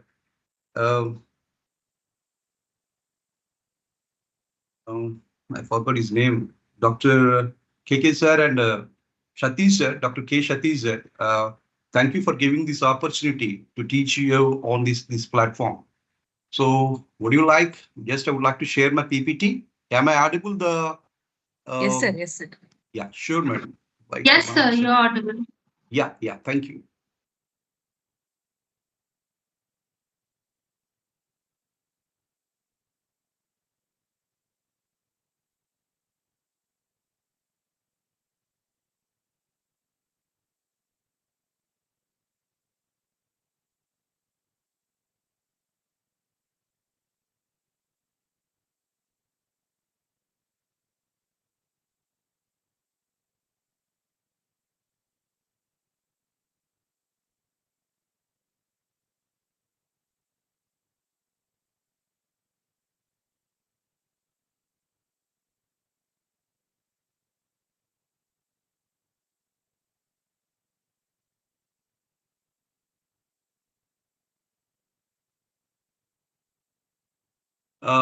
Is it my screen is visible for all the participants?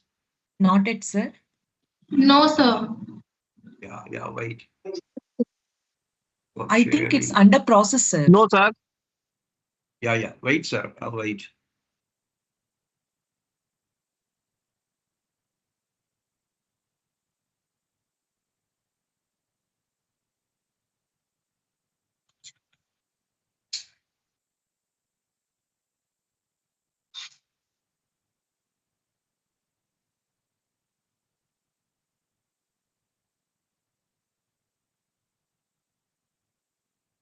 Sir, right now, we are sharing the window. No, sir, we haven't seen it. Yeah, wait, No, madam. sir, I have not seen it. Yeah. Once I can do it for sharing and sharing the screen.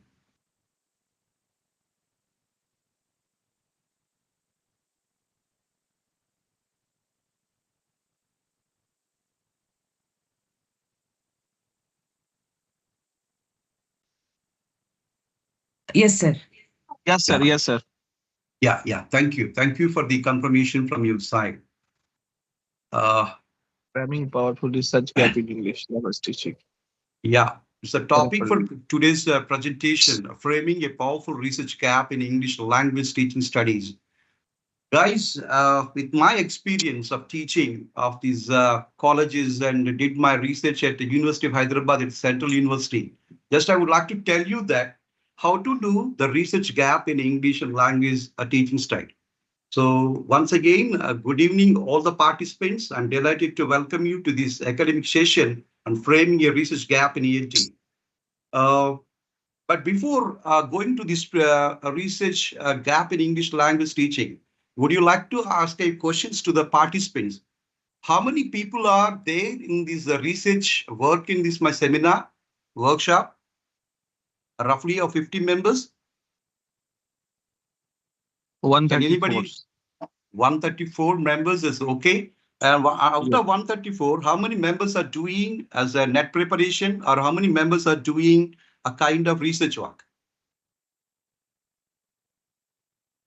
Sir, now I am Approximate- doing a net preparation, sir. Okay, that's good. That's good. That's good. Ramesh Sudhakar, that's good. Now, from this presentation, what are things you are going to take from home from this presentation? So, what you will take away from this presentation, by the end of this presentation, you will be able to understand what a research gap means in academic studies. So, how to find the research gap and identify the different types of gaps in ELT in research, and recognize the importance of a research gap in building originality, and learn a step-by-step method to find and frame research gaps. See the real examples of ELT context. Maybe you can ask in the literature point of view also. I can explain. The gain confidence to develop your own research gap statement. So these are things you are going to take away from my presentations today by evening session. Now, what is meant by a research gap?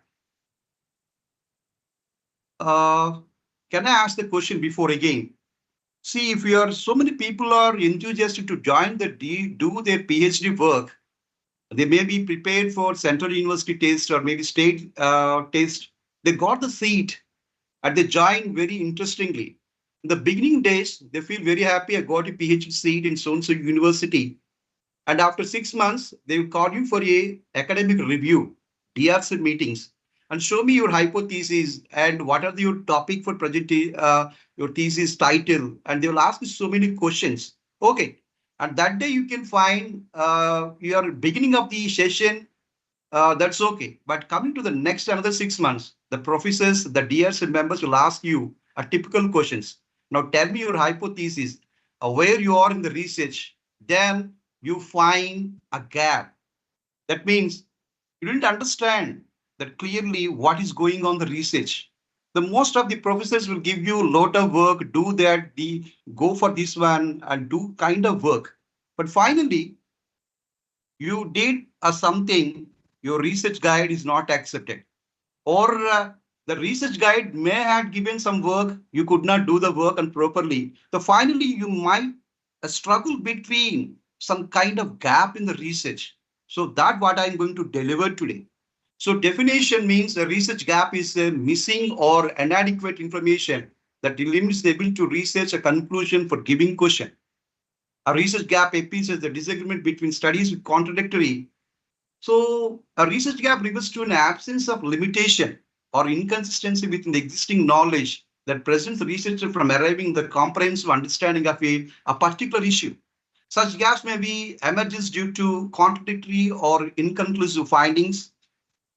Maybe you find the limited kind of studies in specific population or education context, or methodological weaknesses, because in language teaching, we had a kind of lot of methods. What does it mean by method? See, in olden English language teaching, we had a kind of methods called maybe a centuries old kind of methodologies called a grammar translation method, a direct method, audio lingual method, or maybe some kind of methods are there that are the total physical response or communicative language process. These are the old methods which will tell you, see, for example, GTM, they can more on grammatical rules and they're going to do some kind of work.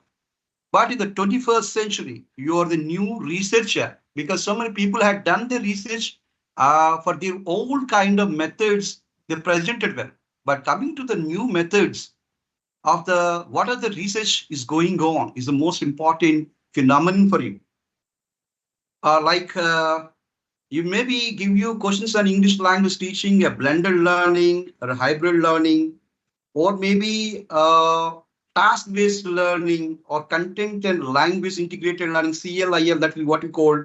Maybe you explain through science or maybe a kind of editions. For this one, you are going to check through the language of content and language integrated learning. inquiry-based learning, use of speech recognition, or maybe virtual reality, the augmented. See, so many methods are, or maybe some researchers are gamifications. They have give you puzzles and codes and coding language. They will improve a lot. So finally, there is a research gap between you and your guide. So finally, insufficient empirical support or theoretical claims. Now we'll see the example, because if I can say something you couldn't understand, that we'll see where is the research gap is clearly going on, how to it will be coming for the next slide. The research gap is clearly indefinable problem, limitation, or missing element in existing literature that prevents full understanding of topic.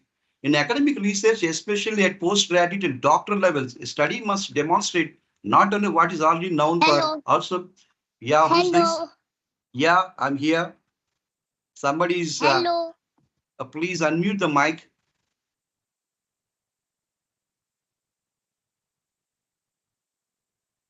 So there are kinds of four gaps maybe appeared, contradictory, inconclusive findings. Sometimes different studies produce outcomes that do not align.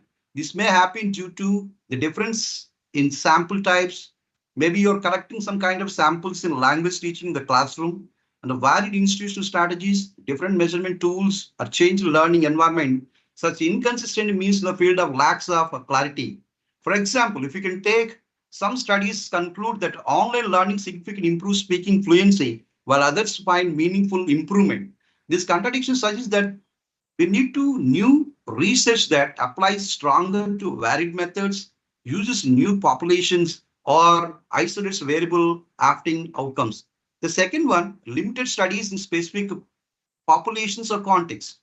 See, some areas or groups may not have been adequately studied, even when the topic itself is well researched. A topic may be widely researched in.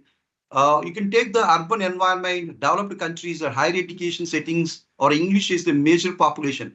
But come to the, in English, for rural people, the rural schools, the government institutions, low resource context, primary or secondary education or multilingual settings are very poor in the area. So, for example, if we can take, if most research on blended learning is conducted in European universities, we do not have that much of facilities in our schools. The third one, methodological weaknesses, maybe the kind of methodology, a research gap may exist not because of the topic is ignored, but because the previous studies use limited or inappropriate research methods.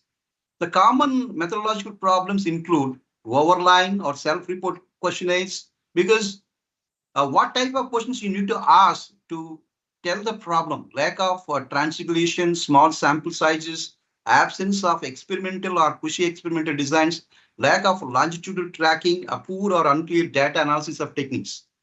If most existing studies really are a perception-based surveys, there is a gap for classroom observations. This is the most important, how the teacher can taught in the classroom, the experimental approach, what kind of experiment they had done, how to get those reports, mixed method designs, corpus-based investigation, or long-term performance tracking.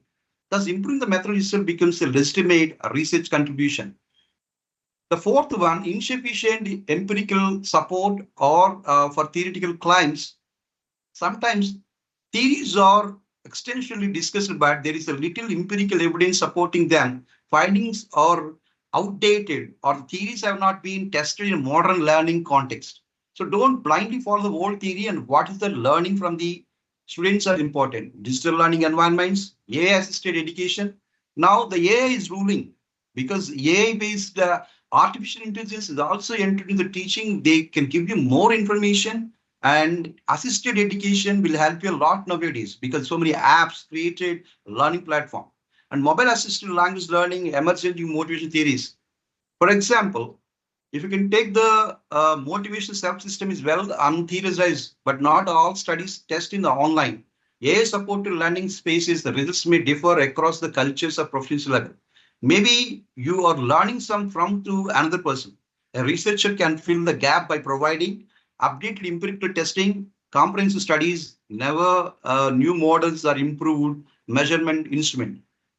Now coming to the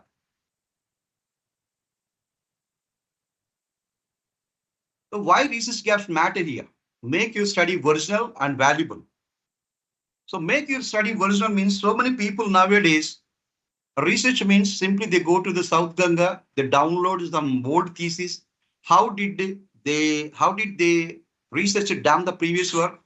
And you are going to apply the new strategies and submit to the professor. But practically in ELT or literature, you did some kind of original work, read extensively each and every part of the text, understand the perspective of the author and understand from your side, and you have to produce your own kind of statement. But unfortunately, nowadays, the internet facility is more widening and people are using the AI-based content and they're producing the sample of something to so many people are awarded. It's not at all. See, we need your original identity. Of course, we have so many resources are available. Read extensively, understand the concept, and put your own ideas to the paper and generate what you find from your side. That is kind of research. And show the critical thinking from your side. So last person or some thesis, the researcher did something, and what you have to understand for that, you have to give beyond that critical thinking and submit your thesis. Justify your topic and connect to literature or real classroom notes. For example, a good researcher does not search for the answers, they search for the better questions.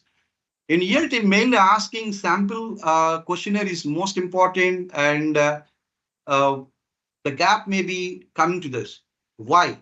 See, a research gap is missing or inadequate to address the portion of existing knowledge. It rises due to contradictory results. You find something in the result that may be going for another result, limited population or contextual coverage, weak methodology in the prior studies, theoretical claims not validated by empirical evidence.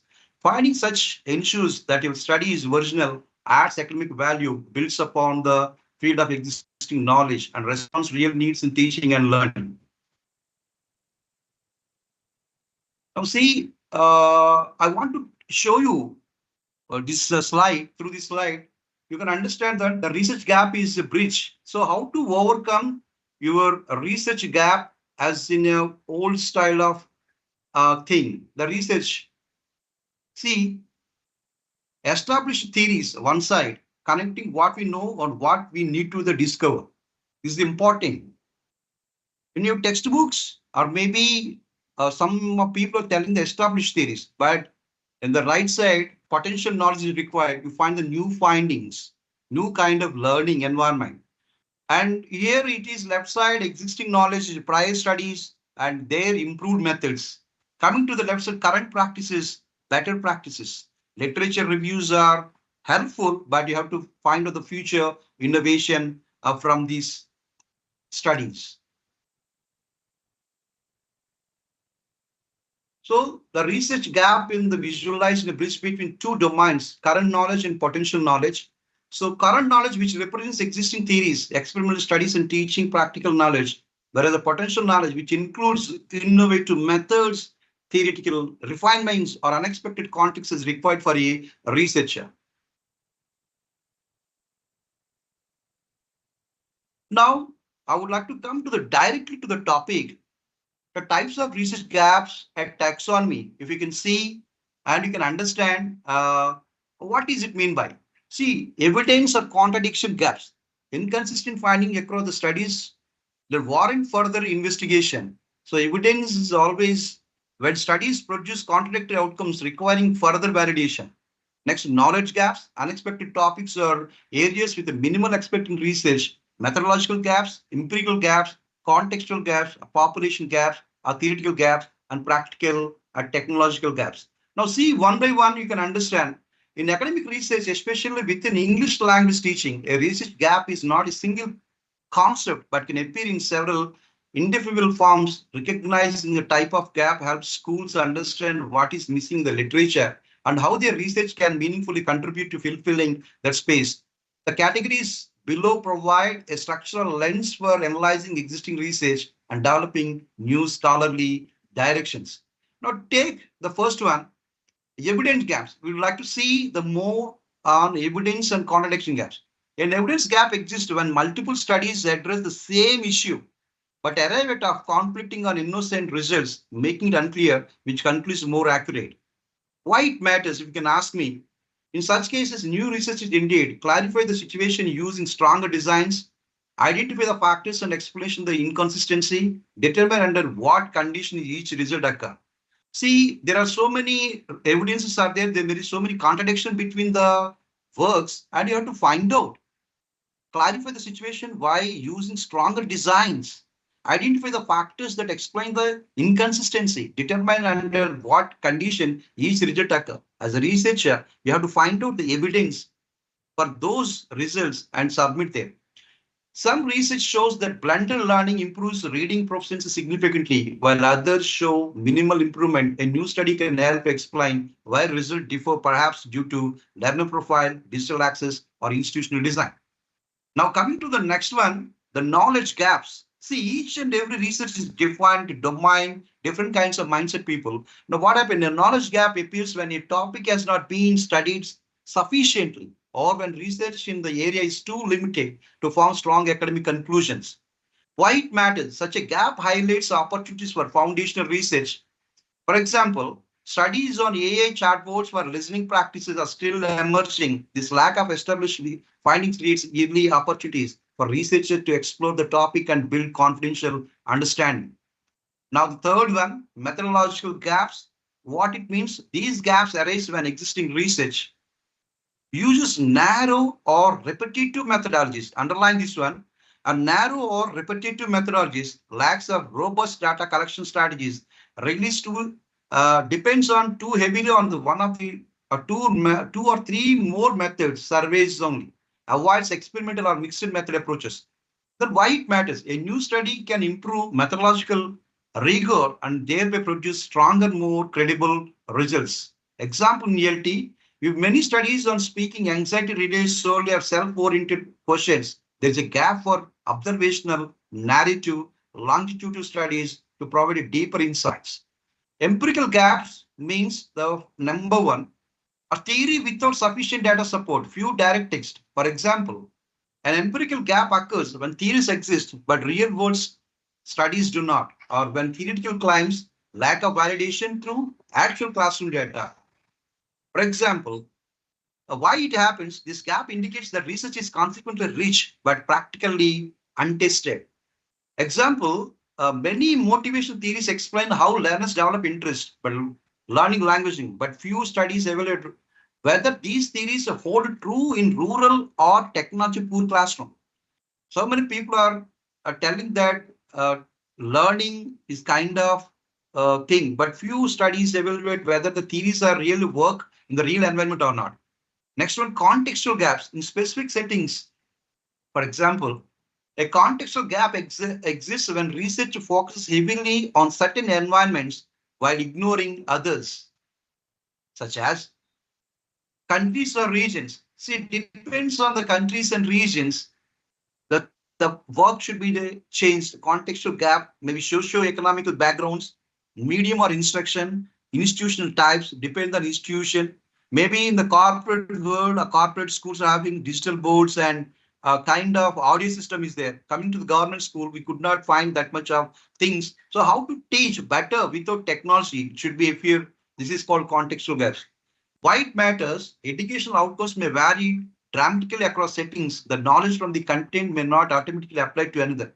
Example in ELT, the content and language integrated learning is widely researched in Spain and Finland, but under research in Indian government schools, studying such context expands global understanding of the topic.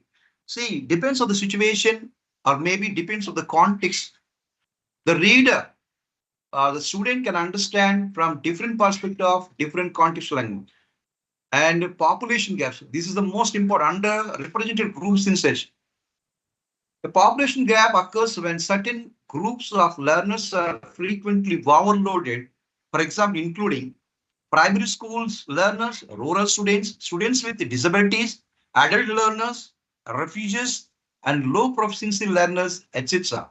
Why it matters? You can ask me, language research must represent diverse learner relatives to be complete. Example in ELT, most studies on online learning may focus on university students, living school-age learners, or rural population without sufficient representation. And maybe the theoretical gaps, the seventh important one, what it means, a theoretical gap occurs When competing theories offer different explanation, models fail to account for a few contexts. Existing theories require modifier extension. Research can resolve contradiction or develop a new theoretical model that better explain modern learning realities. Self-determination theory and L2 motivation self-system both explain learner motivation, but their applicability in AI-based language learning may differ. New studies can compare their effectiveness in digital environment. Finally, a practical implementation gaps. These gaps, a practical gap emerges when research proposes innovative tools or strategies, but does not test how they work in real classrooms. There are so many theories and theorems are there, but really working in classrooms and leaving a theory practice divide, why it matters. Real world implementation studies are essential to determine feasibility, teacher readiness, learning outcomes, and sustainability. Once again, real world implementation studies are essential to determine feasibility, teacher readiness, learning outcomes, and sustainability. And for example, AI writing assistant may be effective in theory, but research may not be demonstrate how teachers integrate them into the writing lessons, manage classroom workflow, address plagiarism concerns, support low digital literacy matters, and it will be reached out. So these are the main important gaps in a taxonomy of research gap for a researcher. If you find these gaps, overcome, and your thesis will be awesome to present in front of the members. Now, types of gaps in ELT brief illustrations that I discussed: evidence gap, mixed findings on flipped classroom. In fact, speaking proficiency, but some studies report significant improvements. Methodological gap, a heavy reliance on cross-sectional surveys.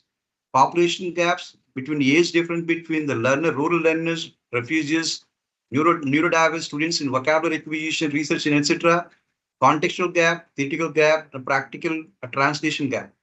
See, a translation gap, it depends on so many things that happen. See, when you're translating, for example, if you teach directly to the rural students in English, they couldn't understand. You have to use the bilingual kind of thing in the classroom. The translation which will help you, they can understand. But slowly, you can come over this from practical session side, right? Now, 21st century ELT landscape, modern ELT challenges are AI digital learning, ChatGPT, Duolingo. Those are already I discussed. Multilingual classrooms, employability skills, new education policy and communication, inclusive in soft skills are testing the ELT in the real world.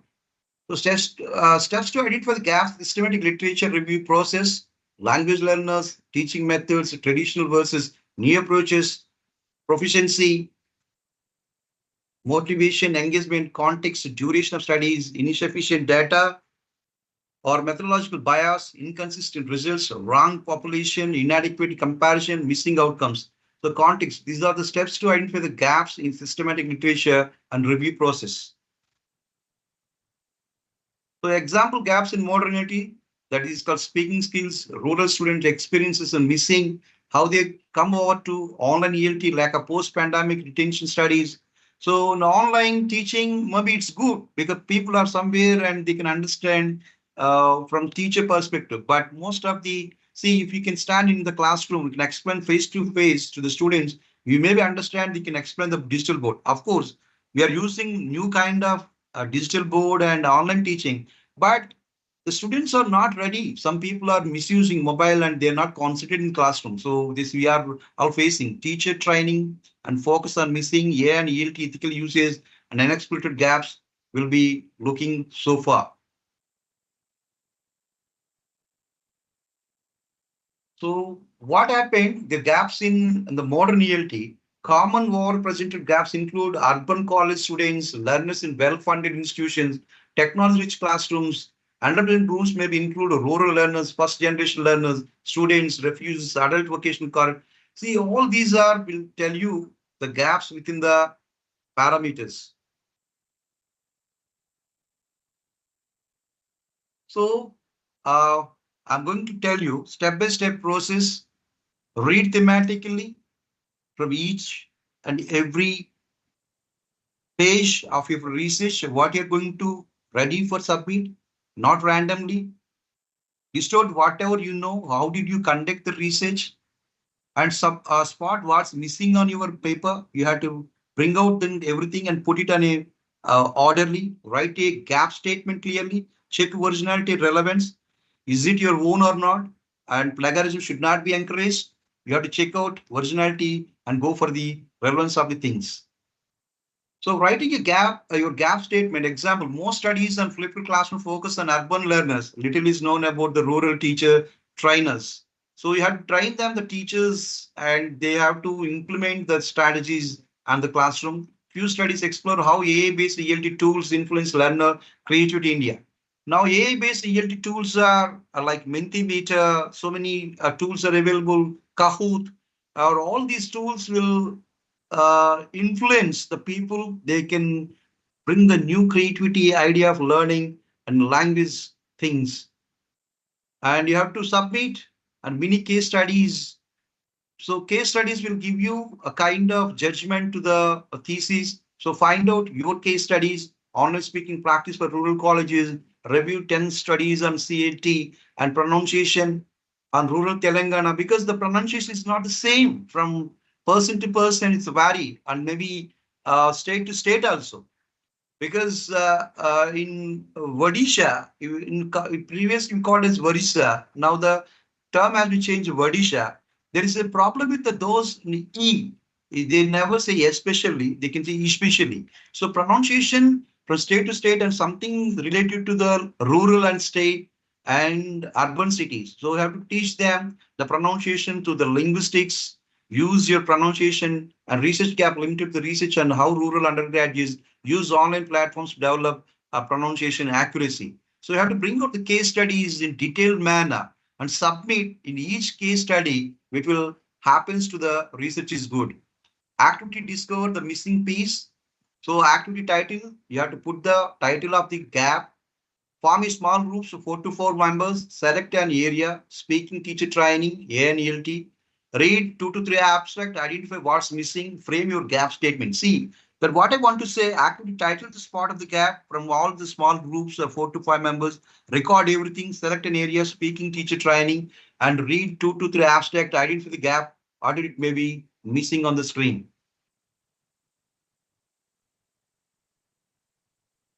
So what are the new challenges and new research opportunities? See, the main challenges are because the ELT landscape is changing so rapidly, existing literature often cannot keep pace. This gap creates multiple openings for new studies such as AI in ELT, virtual learning behavior, multilingual classroom management, curriculum, reform effectiveness, digital assessment reliability, and teacher readiness and professional development, equity and access issues, and it will be come to the 21st century environment shaped by technological shifts, a diverse learner populations, changing workplace requirements, policy-driven education reforms, emphasis on inequality, and many more things will be going on.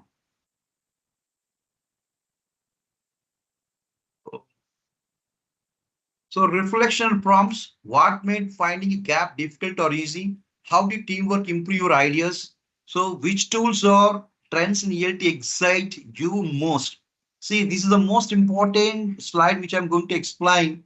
What made finding a gap difficult or easy? You have to check out the find real kind of gap to do the research, and you have to made it to the easy to the understanding of the audience or your research and submit. And how did teamwork improve your ideas? See, you are forming a groups. So select domain of interest. Participants begin by choosing research area within English language such as speaking skills and oral communication, vocabulary or grammar instruction, teacher professional development, digital learning platforms, AI-based assessment, mobile assisted language learning, multilingual classroom strategies, motivational learner anatomy. Exam or 2 or 3 scholarly abstracts. Participants will be beginning to do the research abstract from reputable sources. Abstracts are used because they summarize the entire study. So study well, understand it, to provide key information on methodology, findings and limitation. They are quick and ready, read and compare. They allow the participant to exert essential insight without reading full articles. The aim of is not just read the information, read strategic research. Identify what is absent on resolved things in the recent work, what aspect the study covered, what population methods or contexts were examined, what findings are reported, what limitations are others or themselves mentioned. You have to find it. No mention of rural lack of experimental or longitudinal methods, findings, limited private institutions, everything. Frame or precise gap statement, acknowledgement existing research, states what is missing and indicates why further work is needed. So a research proposal, thesis introduction, paper jurisdiction section, everything you have to find it. See, most of the time, which tools or trends yield exactly the most. That's why I've written curiosity in gap. You should have to find out the curiosity in the gap, read it twice or thrice, and reflection what you find. And through the work, you have to submit on the guide, and you will find is equal to research gap in your thesis. So, guys, hope you can understand. I'm going to conclude my session. Curiosity, read out, find out the gap, read it, and what you find from the gap, and you have to apply your own theory and reflection and bring it to the research gap and put it in a paper. It will give you a kind of research gap in your studies. So with my detailed explanation, I'm going to conclude for this session, and it's a thank you for each and everyone giving me this opportunity. Now it's time for opening questions.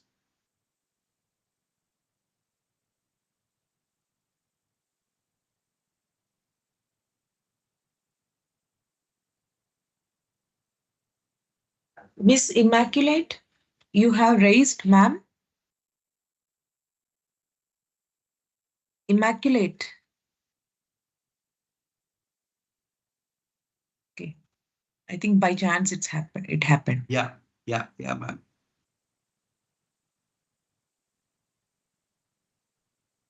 Any other queries? If you don't have any questions, I'm going to conclude it. Thank you. Or if you have any questions, ask me. I'm going to clarify from my side. Good evening, sir. Yeah, very good evening, sir. Tell me. Thank you very much for this wonderful session, sir. Most of the pointers were very practical. Yeah, because thank you very much, sir. As research scholars, you try to understand what we would need. So yeah, it was that's straight the to the most point. important. Yeah. Thank you very much, sir. Yeah, sir, thank you, sir. Thank you. When we write about research gap, like so firstly, which is the best position? Is it after the introduction or after literature review? No, after review of literature only, sir. Not the introduction. Introduction, okay, you could not find the more on information, sir. Just you want to give this kind of information, but you have to do your research review. Then you will find it, sir. So when we review all the literature, so do we dedicate one paragraph to discuss about the review of literature? Most of the times I see it's only like 3 or 4 lines. So we have less papers on this one. So we would like to look at these research questions. So do we have to dedicate more time to discuss about it, or a brief explanation is enough? No, not the brief. See, in ELT, you require more. You have to detailed explanation is required, sir. How did you find what is the result? What is the parameters you have selected? Everything you have to explain more. Okay, sir. Okay. Yeah, thank you. So do we have to explain the research gap in the discussion section as well? Yeah, sure, definitely. Okay, sir. Thank you very much, yeah. Sir. Nice. Yeah, thank you. Thank you. Have a good day. Thanks. So, any more questions from your side? Or shall I conclude this one?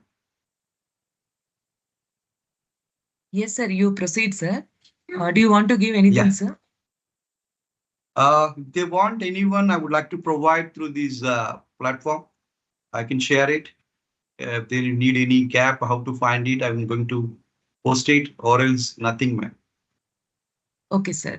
Then I'll conclude, sir. I want to thank note. Yes, sir. Yeah. Thank you very much, Dr. Chakrapani, sir, for a you, brilliant ma'am. and thought-provoking session on framing a powerful research gap in ELT studies. You began by defining a research gap as a missing or inadequate information that limits the ability to reach a conclusion for a given question, and you clearly explained the various forms in which research gaps appear in ELT. Your observation, like a good researcher does not search for answers, they search for better questions, beautifully capture the essence of meaningful academic inquiry. The analogy of the research gap as a bridge between the existing knowledge and potential knowledge made the concept striking, memorable, and immediately usable for researchers. Sir, your explanation of different types of research gaps helped participants understand where opportunities for fresh research actually lie. The step-by-step process you shared for identifying gaps while reviewing literature will be extremely useful for all ELT researchers. The examples you offered from modern ELT research gave participants clarity on how to recognize research gaps in real academic contexts.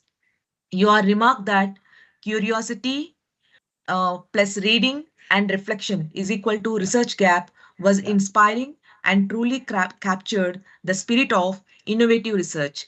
Thank you once again, sir, for simplifying a complex idea and guiding us with so much clarity and motivation.